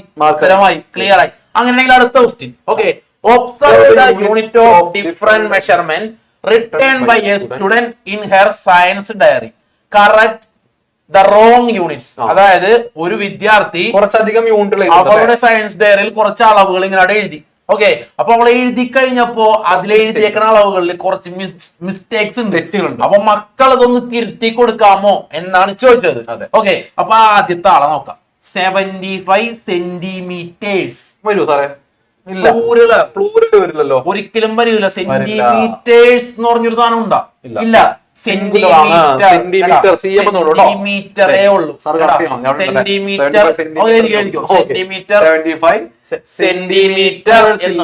സെന്റിമീറ്ററിനേ ഉള്ളൂ. ഓക്കെ, രണ്ടാമത്തത് 10 മീറ്റർ പെർ സെക്കൻഡ്. രണ്ടാമത്തെ ചാപ്റ്റർ നിങ്ങൾ പഠിക്കുന്നുണ്ട്. മീറ്റർ പെർ സെക്കൻഡ് എന്ന് പറഞ്ഞാൽ വെലോസിറ്റി ആണ്. ഓക്കെ, 10 കഴിഞ്ഞിട്ട് ഒരു സ്പേസ് ഉണ്ട്, മീറ്റർ പെർ സെക്കൻഡ് ആണ്. ക്ലിയർ ആണ്, അത് കറക്റ്റ് ആണ്. ഓക്കെ, ഇനി മൂന്നാമത്തത് 15 kilogram per metre cube. Capital K use ചെയ്തിട്ടുണ്ട് ഒന്നാമത്തെ കാര്യം. പിന്നെ സ്പേസ് ഇല്ല. രണ്ട് പ്രശ്നങ്ങളുണ്ട് ആ സ്ഥിതിക്ക്. ഓക്കെ, ക്യാപിറ്റൽ കെ യൂസ് ചെയ്തിട്ടുണ്ട്, സ്പേസ് ഇട്ടിട്ടില്ല. ഓക്കെ, അപ്പൊ തെറ്റാണ്. അപ്പൊ സാർ അത് തിരുത്തിക്കോ. 15 എഴുതുന്നു, സ്മോൾ ലെറ്റർ കെ ഒരു സ്പേസ് കൊടുത്തു, സ്മോൾ ലെറ്റർ കിലോഗ്രാം എഴുതുന്നു. Okay, metre cube. This is the answer. Okay, kilogram per metre cube. വിട്ടുകളയരുത് കേട്ടോ. ഓക്കെ, നാലാമത്തത് 10 മീറ്റർ 25 സെന്റിമീറ്റർ. ഒരെണ്ണത്തിൽ തന്നെ രണ്ടാളും കൂടി എഴുതുന്നത് ശരിയായ രീതിയല്ല. നിങ്ങളുടെ ബുക്കിൽ ഏറ്റവും അവസാനം കിടക്കുന്നുണ്ട് ഒരു യൂണിറ്റ് എഴുതുമ്പോൾ ശ്രദ്ധിക്കേണ്ട കാര്യങ്ങൾ എന്ന് പറഞ്ഞിട്ട് ഒരു 10 പോയിന്റ്സ് കിടക്കുന്നുണ്ട്. നിർബന്ധമായിട്ടും നോക്കിയിട്ടുണ്ടാവണം. അപ്പൊ നിങ്ങൾക്ക് മനസ്സിലാവും ഒരു മീറ്ററും സെന്റിമീറ്റർ ഒരുമിച്ച് വരില്ല. ഒന്നല്ലെങ്കിൽ മീറ്റർ അല്ലെങ്കിൽ സെന്റിമീറ്റർ, ഏതെങ്കിലും ഒന്നേ എഴുതാൻ പാടുള്ളൂ. ഓക്കെ, അങ്ങനെയാണെങ്കിൽ അടുത്തത് 5 ന്യൂട്ടൺ. കറക്റ്റ് 5 ന്യൂട്ടൺ കറക്റ്റ് ആണ്. ശ്രദ്ധിക്കേണ്ട കാര്യം എപ്പോഴും നമ്മൾ എന്ത് യൂണിറ്റ് നമ്മൾ എന്ത് ലെറ്റർ വേണം സാറേ? സ്മോൾ ലെറ്റർ വേണം. ഇപ്പോൾ ഇങ്ങനെയായിരുന്നെങ്കിലോ 5 ന്യൂട്ടൺ സാധനം ശരിയാണോ? അല്ല, തെറ്റാണ്. എന്തുകൊണ്ടാ? എപ്പോഴും യൂണിറ്റ് സ്റ്റാർട്ട് ചെയ്യുമ്പോൾ നമ്മൾ സ്മോൾ ലെറ്റർ സ്റ്റാർട്ട് ചെയ്യണം കേട്ടോ. 5N എന്ന് എഴുതാം കേട്ടോ. പക്ഷെ 5N എന്ന് എഴുതാം, ക്യാപിറ്റൽ എന്ന് വെറുതെ എഴുതാം, അത് ശരിയാണ്. ഓക്കെ, ഇനി 100 മീറ്റർ. ശരിയാണ്, മിസ്റ്റേക്ക് ഇല്ല. ഓക്കെ, അപ്പോ നമ്മളുടെ ഉത്തരം എന്ന് പറയുന്നത് 75 സെന്റിമീറ്റർ.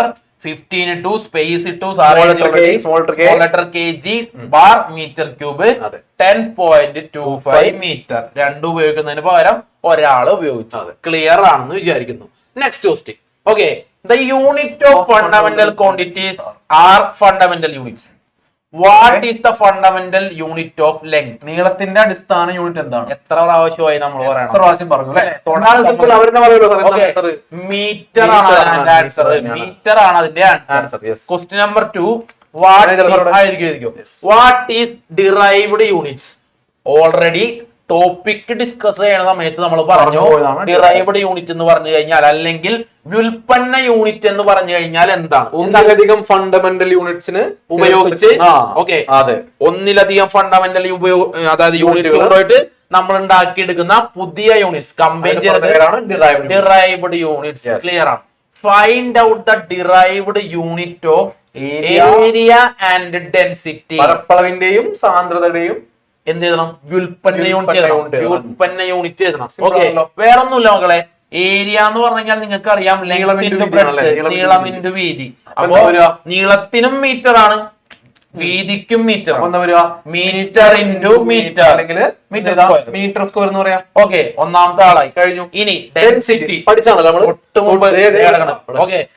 മുമ്പ് നമ്മൾ കണ്ടുപിടിച്ചു എന്തായിരുന്നു? മാസ് ബൈ വോളിയം അല്ലെ. മാസിന്റെ യൂണിറ്റ് കിലോഗ്രാം ആണ്. ഇനി വോളിയത്തിന്റെ യൂണിറ്റ് മീറ്റർ ക്യൂബ് അല്ലെങ്കിൽ ക്യൂബിക് മീറ്റർ കഴിഞ്ഞു. കിലോഗ്രാം പെർ മീറ്റർ ക്യൂബ് ആണ് യൂണിറ്റ് ഓഫ് ഡെൻസിറ്റി. അപ്പൊ ഓക്കെയാണ്. 3 ക്വസ്റ്റ്യൻസിന്റെ ആൻസർ ക്ലിയർ ആണ്. പഠിച്ചു. ഓക്കെ, അടുത്തേക്ക് പോവാം. Okay, solar day is the time period from 1 noon to the next noon. Okay, ശരിയാണ്. ഒരു ഉച്ച മുതൽ അടുത്ത ഉച്ച വരെയുള്ള സമയമാണ് സൗരദിനം. Okay, what is the unit of time? സമയത്തിന്റെ യൂണിറ്റ് എന്താണ്? ഓക്കെ, നമ്മൾ പഠിച്ച കാര്യമാണ്. സെക്കൻഡ് ആണ് ഈ പറയുന്ന സമയത്തിന്റെ unit. Question number 2, how many seconds make a solar day? 1 second എന്താണെന്ന് നമ്മൾ ഡിഫൈൻ ചെയ്തതിന്റെ സമയത്ത് സാറ് പറഞ്ഞു തന്നായിരുന്നു മക്കളെ, ഈ ഒരു വാല്യൂ കാണാപ്പാടം പഠിച്ചേക്കണം. മൾട്ടിപ്ലൈ ചെയ്തിട്ട് സമയം കളയരുതെന്ന് ഞാൻ നിങ്ങളോട് ആദ്യമേ പറഞ്ഞു. ഓക്കെ, നിങ്ങൾ അല്ലെങ്കിൽ എന്ത് ചെയ്യും? 24 × 60 × 16 ചെയ്ത് ആ സമയം മൊത്തം അതിനു വേണ്ടി കളയും. അതിന്റെ ആൻസർ എത്രയായിരുന്നു? 8400 സെക്കൻഡ്. ഓക്കെ അല്ലെ? അപ്പൊ ആദ്യത്തെ ആൻസർ സെക്കൻഡ്, രണ്ടാമത്തെ ആൻസർ 8400. ഓക്കെ, സെക്കൻഡ് കിടപ്പുണ്ട്. അതുപോലെ തന്നെ 24 × 60 ചെയ്യരുത്. ഇതിന്റെ ആൻസർ ഡയറക്റ്റ് ചെയ്യണം കേട്ടോ. 8400. ഓക്കെ, നെക്സ്റ്റ് ക്വസ്റ്റ്യനിലേക്ക് പോകാലോ. പിന്നെ various units of mass are given below. Write these units in ascending order. Ascending order, ആരോഹണ ക്രമത്തിൽ വേണം എഴുതാൻ. ഓക്കെ, ആരോഹണ ക്രമത്തിൽ എന്ന് പറഞ്ഞാൽ വലുതിലേക്ക്. അപ്പൊ നോക്കണം, കിൻഡൽ എന്ന് പറഞ്ഞു കഴിഞ്ഞാൽ എത്ര കിലോഗ്രാം ആണ്? 100 കിലോഗ്രാം ആണ്. സാറൊക്കെ ജിമ്മിൽ പോയിട്ട് എടുത്ത് പൊക്കണാണ് കിൻഡൽ എന്ന് പറയുന്ന സാധനം. പിന്നെ മില്ലിഗ്രാം, പേരിൽ തന്നെ മില്ലി, വളരെ ചെറുതാണ്. ടൺ, സാറൊക്കെ പൊക്കണമെന്ന് വിചാരിച്ചു കഴിഞ്ഞാൽ നടക്കുന്ന കാര്യമല്ല. 1000 കിലോഗ്രാം ക്രയം വിളിക്കേണ്ടി വരും. 1000 കിലോഗ്രാം ഒക്കെ വരുന്നതാണ് ടൺ. ഗ്രാം മില്ലിയേക്കാളും വലുതാണ്. കിലോയേക്കാളും എന്തായാലും വലുതാണ് ഗ്രാം. ഓക്കെ, ഈ ഗ്രാമിനേക്കാളും വലുതാണ് ആര്? കിലോഗ്രാം. അപ്പൊ മില്ലിഗ്രാം ആണ് ഉള്ളതിൽ ഏറ്റവും ചെറുത്. ഓക്കെ, ഉള്ളതിൽ ഏറ്റവും ചെറുത് മില്ലിഗ്രാം. ഇനി അവനേക്കാളും മുകളിൽ വരുന്നവനാണ് ഗ്രാം. ഓക്കെ അല്ലെ? അപ്പൊ സാർ കിൻഡലിന്റെയും ടണ്ണിന്റെയും ഓൾറെഡി അതുകൊണ്ട് സാർ അവിടെ എഴുതിയിട്ടുണ്ട്. 100 കിലോഗ്രാം 1000 കിലോഗ്രാം ആണ് എന്ത്? ടൺ. ഓക്കെ, അപ്പൊ മില്ലിഗ്രാം ആണ് ഏറ്റവും ചെറുത്, ഗ്രാം അതിനേക്കാളും വലുത്, അതിനേക്കാളും വലുത് കിലോഗ്രാം, കിൻഡൽ, ടൺ. ക്ലിയർ ആണെന്ന് വിചാരിക്കുന്നു. ഓക്കെ, സെറ്റ് അല്ലേ? അപ്പൊ അതിൽ ഓർത്തിരിക്കേണ്ട ആൾക്കാരാണ്. കിൻഡൽ എന്ന് പറഞ്ഞു കഴിഞ്ഞാൽ 100 കിലോ, ടൺ എന്ന് പറഞ്ഞു കഴിഞ്ഞാൽ 1000 കിലോ. മറന്നു പോരുട്ടോ. ഇനി നേരത്തെ പഠിച്ച എക്സ്പെരിമെന്റുമായി ബന്ധപ്പെട്ട പ്രോബ്ലം സിമ്പിൾ, വളരെ സിമ്പിൾ. നമ്മൾ എങ്ങനെ എക്സ്പെരിമെന്റ് ചെയ്യണമെന്നും അതിന്റെ ഇക്വേഷൻ എങ്ങനെയാണെന്നും കയ്യിലേക്ക് തന്നിട്ടുണ്ട്. thickness of a 100-page science diary is measured using a scale and the value is 1.2 centimeter. Sir നേരത്തെ പറഞ്ഞില്ലേ ക്വസ്റ്റ്യൻസ് എങ്ങനെ വന്നു കഴിഞ്ഞാലും ചെയ്യാൻ നമുക്ക് പറ്റണമെന്ന്. നമുക്ക് ചെയ്യാൻ പറ്റും. എന്താണ്? 100 പേജുള്ള ഒരു ഡയറി. ഓക്കെ, അത് സ്കെയിൽ വെച്ച് അളന്നു കഴിഞ്ഞപ്പോ അതിന്റെ വാല്യൂ ഹൈറ്റ് കിട്ടിക്കണം. 1.2 എനിക്ക് കിട്ടി. അങ്ങനെയാണെങ്കിൽ ഒരു പേപ്പറിന്റെ കനം കണ്ടുപിടിക്കാനാ പറഞ്ഞേക്കണം. എന്ത് ചെയ്യണം? ആ തന്നിരിക്കുന്ന ഒരു വാല്യൂ ഉണ്ടല്ലോ 1.2 എന്ന് പറയുന്നത് എന്താണ്? ഹൈറ്റ് ആണ്. ആ ഹൈറ്റിനെ 100 കൊണ്ട് ഡിവൈഡ് ചെയ്യുക. ഓക്കെ, ഇത്രയുള്ള ആൻസർ.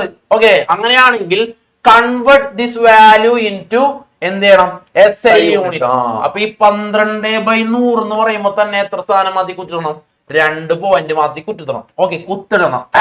ഇനി അതിനെ SI യൂണിറ്റിലോട്ട് കൺവേർട്ട് ചെയ്യാൻ പറഞ്ഞു കഴിഞ്ഞാൽ SI യൂണിറ്റിലോട്ട് കൺവേർട്ട് ചെയ്യാൻ പറഞ്ഞാൽ ലെങ്ത് ഇവിടെ സെന്റിമീറ്ററിലാണ്, മീറ്ററിലേക്ക് മാറ്റണം. അത്രേ ഉള്ളൂ. ഓക്കെ, അപ്പോ ആദ്യത്തെ ആൻസർ എന്ന് പറഞ്ഞു കഴിഞ്ഞാൽ 0.012 സെന്റിമീറ്റർ.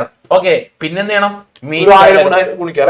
മീറ്റർ ആകാൻ 100 മീറ്റർ ആകാനായിട്ട് 100 മതി. ഓക്കെ, അപ്പൊ 100 കൊണ്ട് ഡിവൈഡ് ചെയ്യുക. ഓക്കെ, കിലോമീറ്റർ ആണെങ്കിൽ സാർ പറഞ്ഞത് സാർ കിലോമീറ്ററിലോട്ട് പോയി, ഈ ഓടി നടക്കണ കാരണം കിലോമീറ്ററിലോട്ട് പോയി 1000 കൊണ്ട് ഡിവൈഡ് ചെയ്ത്. ഓക്കെ, മീറ്ററിലോട്ട് ആണെങ്കിൽ 100 മതി കേട്ടോ.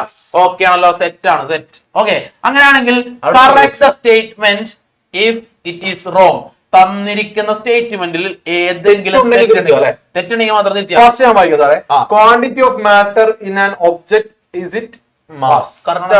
സാറാണ് അതിന്റെ ഡെഫിനിഷൻ പറഞ്ഞത്. ഒരു വസ്തുവിൽ അടങ്ങിയിരിക്കുന്ന മാറ്ററിന്റെ അളവാണെന്ന് പറയാ മാസ്.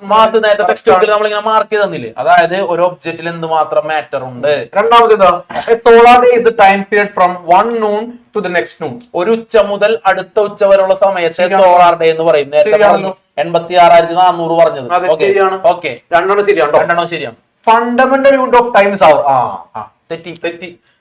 സമയത്തിന്റെ അടിസ്ഥാന യൂണിറ്റ് എന്താണ്? മണിക്കൂറാണ്. സെക്കൻഡാണ് അല്ലെ? മണിക്കൂറല്ല, സെക്കൻഡാണ്. സെക്കൻഡ് ഉണ്ട്, മിനിറ്റ് ഉണ്ട്, മണിക്കൂർ ഉണ്ട്. അപ്പൊ ഒരിക്കലും മണിക്കൂർ വരൂല, മിനിറ്റും വരൂല. ആരേ വരുള്ളൂ? സെക്കൻഡേ വരുള്ളൂ. ആ ബോക്സിൽ മൂന്നാമത്തെ ആള് മാസ്, അത് കഴിഞ്ഞ് ലെങ്ത്, അത് കഴിഞ്ഞ് വരുന്ന ആള് ടൈം. ടൈമിന്റെ യൂണിറ്റ് എന്ന് പറഞ്ഞു കഴിഞ്ഞാൽ സെക്കൻഡ്, സ്മോൾ ലെറ്റർ എസ് വെച്ചാണ് ഡിനോട്ട് ചെയ്യണത്. ഇവിടെ കറക്ഷൻ. ഓക്കെ, അപ്പൊ മൂന്നാമത്തെ തെറ്റിപ്പോയത് അവിടെ സെക്കൻഡ് എന്ന് എഴുതണമായിരുന്നു. ഓക്കെ ആണല്ലോ. അങ്ങനെയാണെങ്കിൽ next question, different measures of distance are given below. നേരത്തെ കിലോഗ്രാം, മില്ലിഗ്രാം ഒക്കെ തന്ന പോലെ തന്നെ ഇപ്പൊ തന്നേക്കാണ്. Arrange them in descending order ആണ്. കുറഞ്ഞു വരുന്ന ഓർഡർ അല്ലേ? അപ്പൊ വലുതിൽ നിന്ന് ചെറുതിലേക്ക് എഴുതണം. ഓക്കെ, അപ്പോ വലുതിൽ നിന്ന് ചെറുതിലേക്കാണ് എഴുതേണ്ടത്. മൈക്രോമീറ്റർ. മൈക്രോ എന്ന് പറയുമ്പോൾ തന്നെ മൈക്രോസ്കോപ്പ് ഒക്കെ വെച്ച് നോക്കാൻ പറ്റുന്ന ബാക്ടീരിയനെ കളക്കുന്ന അളവാണ് micrometer. Okay, astronomical unit first ഭൂമിയിൽ നിന്നും സൂര്യനിലേക്കുള്ള ആവറേജ് ഡിസ്റ്റൻസ് 15 കോടി കിലോമീറ്റർ ആണ് സാറ് നേരത്തെ പറഞ്ഞു. ഓക്കെ, മീറ്റർ ലെങ്ത്തിന്റെ യൂണിറ്റ് ആണ്. പാർസെക്കോ? പാർസെക് എന്തായിരുന്നു? ഗ്രഹങ്ങളും നക്ഷത്രങ്ങളും തമ്മിലുള്ള അകലം അല്ലെ? ഗാലക്സി പഠിപ്പിച്ച സാധനം. ഒരു പാർസെക് എത്രയാണ്? ഒരു പാർസെക് എന്നാ പറഞ്ഞ 3.26 ലൈറ്റ് ഇയർ ആണ്. അപ്പോ ശ്രദ്ധിക്കേണ്ട കാര്യം എന്താണ്? ഒരു സെക്കൻഡിൽ തന്നെ 1,00,000 കിലോമീറ്റർ ആര് സഞ്ചരിക്കും? ലൈറ്റ് സഞ്ചരിക്കും.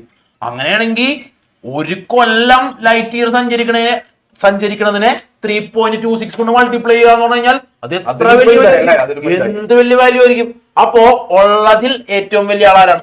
പാർസെക് ആയിരിക്കും. ഉള്ളതിൽ ഏറ്റവും വലിയ ആള് പാർസെക് ആണ്. ഓക്കെ, തൊട്ട് താഴെ ഭൂമിയും സൂര്യനും തമ്മിലുള്ള ആവറേജ് ഡിസ്റ്റൻസ് വന്നു. ഓക്കെ, ഇനി അത് കഴിഞ്ഞിട്ട് എന്ത് വരാം? മീറ്റർ വരാം. Last micrometer.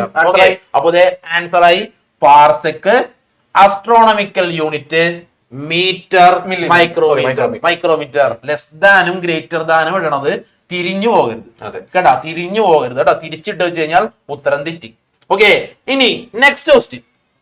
To measure the distance to planet and star some units like astronomical unit, light year, parsec are used. അതെ, ഗ്രഹങ്ങളിൽ നിന്നും നക്ഷത്രങ്ങളിലേക്കുള്ള അകലമൊക്കെ അളക്കാൻ വേണ്ടി ആസ്ട്രോണമിക്കൽ യൂണിറ്റും പ്രകാശവർഷവും പാർസെക്കും ഒക്കെ ഉപയോഗിക്കും. What you mean by astronomical unit? ഞാൻ ഇനി പറയണില്ല, അതുൽ സാർ പറയും. അതുൽ സാർ സിമ്പിൾ ആയിട്ട് പറഞ്ഞു. നമ്മൾ ആദ്യം പറഞ്ഞ കാര്യമാണ് അല്ലെ? ഭൂമിയും സൂര്യനും തമ്മിലുള്ള ഏകദേശം അല്ലെങ്കിൽ ആവറേജ് ഡിസ്റ്റൻസ് ആണെന്ന് പറയാ. ശരാശരി ദൂരമാണ് ആസ്ട്രോണമിക്കൽ യൂണിറ്റ്. ഓക്കെ, മാർക്കായി. ഹൗ മച്ച് ഞാൻ പറഞ്ഞിരുന്നത്, how much light year is 1 parsec. ഒരു പാർസെക് എന്ന് പറഞ്ഞു കഴിഞ്ഞാൽ എത്ര ലൈറ്റ് ഇയർ ആണ്? 3.26 ലൈറ്റ് ഇയർ ആണ്. ലൈറ്റ് ഇയർ, അതായത് ഒരു പാർസെക് എന്ന് പറഞ്ഞു കഴിഞ്ഞാൽ 3.26 ലൈറ്റ് ഇയർ ആണ്. നിർബന്ധമായിട്ടും പഠിച്ചിട്ടുണ്ടാകണം. ഓക്കെ, ഇനി ഈ ചാപ്റ്ററിൽ നിന്ന് ചോദിക്കാവുന്ന ഒരു ഇമ്പോർട്ടന്റ് ക്വസ്റ്റ്യൻ ആണ് നെക്സ്റ്റ് വരുന്നത്, കൺവേർഷൻസ്. ഓക്കെ, കുറച്ച് വാല്യൂസ് വരും, എന്നിട്ട് അവനെ SI യൂണിറ്റിലോട്ട് കൺവേർട്ട് ചെയ്യാൻ പറയും. ഓക്കെ, ഇനി പറയുന്ന അളവുകൾ അവയുടെ മൂല്യങ്ങളിൽ മാറ്റമില്ലാതെ, വായത്തോന്നി എഴുതി വെക്കാൻ പാടില്ല, മൂല്യങ്ങളിൽ നിന്ന് മാറ്റമില്ലാതെ എന്ത് ചെയ്യണം? SI യൂണിറ്റിലേക്ക് കൺവേർട്ട് ചെയ്യണം. അപ്പൊ ആദ്യത്തെ ക്വസ്റ്റ്യൻ 200 സെന്റിമീറ്റർ അല്ലെ? 200 സെന്റിമീറ്റർ. സെന്റിമീറ്റർ എന്തൊക്കെ മാറ്റണം നമുക്ക് ആലോചിക്കണം. SI യൂണിറ്റ് നമ്മള് 100 സെന്റിമീറ്റർ ആണ് 1 മീറ്റർ. 1 മീറ്റർ. അതെ. അങ്ങനെയാണെങ്കിൽ 200 സെന്റിമീറ്റർ ആണ് എന്തായിരിക്കും? 2 മീറ്റർ. 2 മീറ്റർ അത്ര ക്ലിയർ അല്ലേ? Yes. ക്ലിയർ അല്ലേ? ട്രാൻസ്ഫർ ഒന്നും 200/100 ഒന്ന് ചെയ്തേക്ക് സാറേ. 200/100. ഓക്കെ, 200/100 ചെയ്യുമ്പോ 0 വെട്ടിക്കളയുക. ആൻസർ 2 മീറ്റർ എന്ന് കിട്ടും. ഓക്കെ, ഇനി ക്വസ്റ്റ്യൻ, രണ്ടാമത്തെ ക്വസ്റ്റ്യൻ 4000 ഗ്രാം ആണ് അല്ലെ? 1000 ഗ്രാം ആണ്. അതൊന്ന് എഴുതിയേക്ക്. 1000 ഗ്രാം ആണ് 1 കിലോഗ്രാം. 1 കിലോഗ്രാം. 1 കിലോഗ്രാം. അങ്ങനെ 4000 ഗ്രാം എന്ന് പറഞ്ഞു കഴിഞ്ഞാൽ എന്ന് പറഞ്ഞാൽ സിമ്പിൾ ആണല്ലേ? നേരെ എഴുതിയാൽ മതിയല്ലോ. 4 കിലോഗ്രാം. 4 കിലോഗ്രാം. അല്ലെങ്കിൽ എന്ത് ചെയ്യണം? ആ 4000-നെ 1000 കൊണ്ട് സാറ് നേരത്തെ പറഞ്ഞ പോലെ ഡിവൈഡ് ചെയ്യാം. 4000/1000. 3 0 വെട്ടിപ്പോ അല്ലെ? ബാക്കി എന്താ വരിക? Answer 4 kilogram. ഉള്ള കാര്യം. ഇനി ക്വസ്റ്റ്യൻ നമ്പർ 3, 2.5 കിലോമീറ്റർ. SI യൂണിറ്റിലോട്ടാണ് മാറ്റേണ്ടത്. അപ്പൊ എന്താണ്? മീറ്ററിലേക്ക് മാറ്റണം. 1000 മീറ്റർ ആണ് 1 കിലോമീറ്റർ. അപ്പൊ സാറ് എഴുതും 1000 മീറ്റർ ആണ് 1000 മീറ്റർ ആണ് 1 കിലോമീറ്റർ. 1 കിലോമീറ്റർ. ഓക്കെ, എത്ര പറയുന്നു സാറേ? 2.5 കിലോമീറ്റർ ഇവിടെ എഴുതേണ്ടത്. 2.5 കിലോമീറ്റർ എന്ന് പറഞ്ഞാൽ എന്ത് ചെയ്യണം? ഒന്നുമില്ല, മൾട്ടിപ്ലൈ ചെയ്താൽ അല്ലെ? എത്ര വെച്ച് മൾട്ടിപ്ലൈ? 1000 വെച്ച് മൾട്ടിപ്ലൈ 1000 വെച്ച് മൾട്ടിപ്ലൈ ചെയ്തോ. 2.5 into 1000 വരും. അപ്പൊ എത്ര വരിക? 2500. 2500 മീറ്റർ എന്ന് വരും. 2500. ലാസ്റ്റ് ക്വസ്റ്റ്യൻ, 2 hours എന്ന് പറഞ്ഞു കഴിഞ്ഞാൽ എത്ര സെക്കൻഡ് ആണ്? 1 മണിക്കൂർ എത്ര സെക്കൻഡ് ആണ് സാറേ? എത്ര മിനിറ്റ് ആണ് സാറേ? 1 മണിക്കൂർ എന്ന് പറഞ്ഞു കഴിഞ്ഞാൽ 60 മിനിറ്റ്. 60 മിനിറ്റ് ആണ്. ഓക്കെ, ആ 60 മിനിറ്റിൽ ഇനി എത്ര സെക്കൻഡ് ഉണ്ടെന്ന് കണ്ടുപിടിക്കാൻ വേണ്ടി ചെയ്യണം? ഒരു 60 കൊണ്ട് മൾട്ടിപ്ലൈ. ക്വസ്റ്റ്യനിൽ തന്നേക്കുന്നത് 2 hours ആണ്. ഇത് 1 മണിക്കൂറാണ്. അപ്പൊ 2 കൂടി ചെയ്ത് വെച്ചാൽ മതി. 60 × 60 3600 അല്ലെങ്കിൽ 3600. ഇൻറ്റു 2 എന്ന് പറയുമ്പോൾ 7200 അല്ലെങ്കിൽ 7200. ക്ലിയർ അല്ലേ? 4 ക്വസ്റ്റ്യനും ക്ലിയർ ആണ്. ഇനി ഇതേ ഞാൻ പറഞ്ഞ കാര്യം, write the properties of SI units. SI യൂണിറ്റ്സിനുള്ള പ്രത്യേകതകൾ എന്തെല്ലാം? നേരത്തെ പറഞ്ഞു സാറ് പറഞ്ഞു യൂണിഫൈഡ് ആണെന്ന് പറഞ്ഞു, ഇന്റർനാഷണലി ആക്സെപ്റ്റഡ് ആണ്, ഇന്റർനാഷണലി അക്സെപ്റ്റഡ് ആണെന്ന് പറഞ്ഞു. ഭൂമിയിലുള്ള ഏത് അളവുകളും ഭൗതിക അളവുകളും ഈ പറയുന്ന SI യൂണിറ്റ് വെച്ചിട്ട് ഈ പറയുന്ന SI യൂണിറ്റ് വെച്ചിട്ട് അളക്കാൻ സാധിക്കും. അങ്ങനെയാണെങ്കിൽ അതിന്റെ ആൻസർ എന്ന് പറഞ്ഞത് യൂണിഫൈഡ് ആണ്, ഇന്റർനാഷണലി ആണ്, adequate to express all physical quantities. Clear. Okay, അങ്ങനെയാണെങ്കിൽ ഇനി ഫിഗർ എന്നിട്ട് 2 ക്വസ്റ്റ്യൻ കൂടി ചെയ്ത് കഴിഞ്ഞാൽ നമ്മുടെ ചാപ്റ്ററിലെ എല്ലാ കാര്യങ്ങളും നമ്മൾ ഡിസ്കസ് ചെയ്ത് കഴിഞ്ഞു. ഓക്കെ, അപ്പൊ എന്റെ കയ്യിൽ ഒരു ബീക്കർ. അതെ, ക്വസ്റ്റ്യൻ എന്താണ്? Water and kerosene is taken in a beaker is shown in the figure. ഒരു ബീക്കറിൽ കുറച്ച് വെള്ളവും മണ്ണെണ്ണയും ഉണ്ട്. ഏതാണെന്ന് പറഞ്ഞിട്ടില്ല. ഏതാണെന്ന് കണ്ടുപിടിക്കുക. Identify A and B. A ഏതാണ്, B ഏതാണ് കണ്ടുപിടിക്കുക. അപ്പോ നമ്മുടെ കയ്യിൽ ഒരു ബീക്കർ ഉണ്ട്, മണ്ണെണ്ണയും വെള്ളവും കൂടി ഒരുമിച്ച് ഒഴിച്ചിട്ടുണ്ട്. ഓക്കെ, ഇതിൽ നിന്ന് മണ്ണെണ്ണ ഏതാണ് കണ്ടുപിടിക്കണം, അതുപോലെ തന്നെ വെള്ളം ഏതാണെന്ന് കണ്ടുപിടിക്കണം. അപ്പൊ ചിന്ത പോകേണ്ടത് എങ്ങോട്ടേക്കാണ്? സാന്ദ്രത അല്ലെങ്കിൽ ഡെൻസിറ്റിയിലേക്കാണ് പോകേണ്ടത്. മണ്ണെണ്ണ വെള്ളത്തിന്റെ പുറത്ത് കിടക്കോ, വെള്ളത്തിന്റെ പുറത്ത് മണ്ണെണ്ണയുടെ പുറത്ത് വെള്ളം കിടക്കോ? അതാണ് ഇത്രേ ഉള്ളൂ മക്കളെ. സാന്ദ്രത കുറഞ്ഞ ആളോട് ഉണ്ടാവും, മോളിലുണ്ടാവും. അങ്ങനെയാണെങ്കിൽ വെള്ളത്തിനാണോ മണ്ണെണ്ണയ്ക്കാണോ കൂടുതൽ സാന്ദ്രത ഉണ്ടാവുക? സാന്ദ്രത കൂടുതൽ വെള്ളത്തിനാവും. അപ്പൊ താഴെ ആരായിരിക്കും? B ആയിരിക്കും. അപ്പൊ എന്ത്? വെള്ളം, വാട്ടർ. A ആയിരിക്കും എന്ത്? മണ്ണെണ്ണ. ക്ലിയർ ആണോ? ഇനി ക്വസ്റ്റ്യൻ നമ്പർ 2, അത് നിങ്ങളുടെ ബുദ്ധിക്കനുസരിച്ച് നിങ്ങൾ എഴുതേണ്ട ക്വസ്റ്റ്യൻ ആണ്. If petrol or kerosene get caught in fire, it is not good to extinguish this using water. അതായത് മണ്ണെണ്ണയ്ക്കോ പെട്രോളിനോ തീ പിടിച്ചു എന്ന് വിചാരിക്കാം. നമ്മൾ കാണുന്ന ആക്സിഡൻസ് ഒക്കെ കാണുന്നതാണല്ലേ. അപ്പൊ എന്തുകൊണ്ടാണ് നമ്മൾ വെള്ളം ഒഴിച്ച് കെടുത്താൻ പാടില്ല എന്ന് പറയാൻ കാരണം? ഡെൻസിറ്റി കുറഞ്ഞ മണ്ണെണ്ണ, പെട്രോൾ എന്നിവ എന്തിനു മുകളിൽ നിൽക്കായിരിക്കും? ഓൾറെഡി വെള്ളത്തിന് മുകളിൽ നിൽക്കായിരിക്കും. നമ്മള് വെള്ളം കോരി അങ്ങോട്ട് ഒഴിക്കുമ്പോ വീണ്ടും അതെന്ത് ചെയ്യും? ആളിക്കത്തി അല്ലെങ്കിൽ നമ്മളുടെ തൊട്ടടുത്തിരിക്കുന്ന ഒബ്ജക്റ്റിലേക്ക് കൂടി തീ തെറിച്ച് എന്ന് ആ ഒബ്ജക്റ്റിന് കൂടി തീ പിടിക്കാൻ. Petrol and kerosene have less density than water. വെള്ളത്തെ അപേക്ഷിച്ച് വളരെ സാന്ദ്രത കുറവാണ് ആർക്ക്? പെട്രോളിനും മണ്ണെണ്ണയ്ക്കും. So when water is used for extinguish, വെള്ളം ഉപയോഗിച്ച് തീ കെടുത്താൻ ശ്രമിക്കുകയാണെങ്കിൽ kerosene and petrol floats over the water, വെള്ളത്തിലേക്കാൾ പൊങ്ങി നിൽക്കുന്നു. Then it caught fire. ഇത്രേ ഉള്ളൂ. വീണ്ടും തീക്ക് കാരണമാകും. ഓക്കെ, സെറ്റാണെന്ന് വിചാരിക്കുന്നു. അപ്പോ ആദ്യത്തേല് ഇവനാണ് മണ്ണെണ്ണ, ഇവനാണ് വെള്ളം. ഓക്കെ, ഇതെങ്ങനെ മനസ്സിലായി? ഡെൻസിറ്റി കുറഞ്ഞ ആള് മുകളിൽ കിടക്കുന്ന അതുൽ സാർ ഓൾറെഡി പറഞ്ഞു. Okay, last questions. Measuring jar marked 10 milliliter is in the figure. Okay, 10 milli എന്ന് അടയാളപ്പെടുത്തിയിരിക്കുന്ന അളവ് പാത്രം ചിത്രത്തിലുണ്ട്. ഓക്കെ, അല്ലെ question, in both the measuring jar do the least count is same. അതായത് ഈ ഫിഗറിൽ കാണുന്ന ഫിഗറിൽ കാണുന്ന ഈ പറയുന്ന ഫിഗറിൽ കാണുന്ന രണ്ടിലെയും ലീസ്റ്റ് കൗണ്ട് തുല്യമാണ്. കാരണം ഇന്നത്തെ കേസ് ആദ്യത്തെ ഇരിക്കണ എ എന്ന് പറയുന്ന ജാർ സ്റ്റാർട്ട് ചെയ്യുന്നത് 0.2, 0.4, 0.6, 0.8, 1. ഓക്കെ, ഇവിടെ നിങ്ങൾ കാണുമ്പോൾ 2 ആണ് ഡയറക്റ്റ് കിടക്കുന്നത്. പക്ഷെ അതിന്റെ ഇടയിൽ ഡിവിഷനുകൾ ഉണ്ട്. 0.2, 0.4, 0.8, 1, 1.2, 1.4, 1.8, 2. ഓക്കെ, അപ്പൊ രണ്ടുപേരും സ്റ്റാർട്ട് ചെയ്ത് എവിടെ നിന്നാണ്? 0.2 നിന്നാണ് അല്ലെ? 0.2 നിന്നാണ്. അപ്പൊ രണ്ടുപേരെയും ലീസ്റ്റ് കൗണ്ട് ഈക്വൽ ആണ്. ഇനി find out the least count of jar named as D. D എന്ന് പറയുന്ന ഈ ജാറിന്റെ ലീസ്റ്റ് കൗണ്ട് കണ്ടുപിടിക്കാമെന്നാണ് ചോദിച്ചത്. സാർ ഓൾറെഡി പറഞ്ഞു കഴിഞ്ഞു. എന്താണ്? 0.2, 0.4 എന്ന് പറഞ്ഞാണ് സ്റ്റാർട്ട് ചെയ്യണമെന്ന് പറഞ്ഞു. അങ്ങനെയാണെങ്കിൽ അവന്റെ ലീസ്റ്റ് കൗണ്ട് എന്ന് പറഞ്ഞാൽ എന്താണ്? അവന്റെ അളവിലെ ഏറ്റവും ചെറുത്. അത് എത്രയാണ്? 0.2 ആണ്. 0.2 മില്ലി ലിറ്റർ തന്നെ എഴുതണം കേട്ടോ. മില്ലി ലിറ്റർ തന്നെ എഴുതണം. ഓക്കെ ആണല്ലോ? അപ്പൊ മക്കളെ, നമ്മളുടെ ടോപ്പിക് യൂണിറ്റ് ആൻഡ് മെഷർമെന്റ് എന്ന് പറയുന്ന ചാപ്റ്ററിലെ ഇമ്പോർട്ടന്റ് ആയിട്ടുള്ള ടോപ്പിക്സും അതുമായി ബന്ധപ്പെട്ട കൂടുതൽ ചോദിച്ച ക്വസ്റ്റ്യൻസ് നമ്മൾ എന്ത് ചെയ്തു? കംപ്ലീറ്റ് ഒന്നുപോലും വിടാതെ എല്ലാം കംപ്ലീറ്റ് ചെയ്യുന്നുണ്ട്. ഒരു ടോപ്പിക് നമ്മൾ സ്കിപ്പ് ചെയ്തിട്ടില്ല. എല്ലാ ടോപ്പിക്കുകളും നല്ല വൃത്തിക്ക് പറഞ്ഞ് പഠിപ്പിച്ച് തന്നിട്ടുണ്ട്. ഇനി മക്കളുടെ ഉത്തരവാദിത്വം എന്ന് പറഞ്ഞാൽ എന്താണ്? നന്നായിട്ടിരുന്ന് പഠിക്കുക. ഓക്കെ, എക്സാമിന് നല്ല മാർക്കല്ല, ഫുൾ മാർക്ക് വേണ്ടിയിട്ട് ഈ സെയിം ക്വസ്റ്റ്യൻസ് ഒക്കെ കാണുമ്പോൾ സാറുമാരുടെ മുഖങ്ങളൊക്കെ ഓർക്കാൻ സാധിക്കുമെങ്കിൽ ഓർക്കുക. അപ്പൊ ഓക്കെ, എല്ലാവരും നന്നായിട്ട് പഠിക്കുക കേട്ടോ. All the best.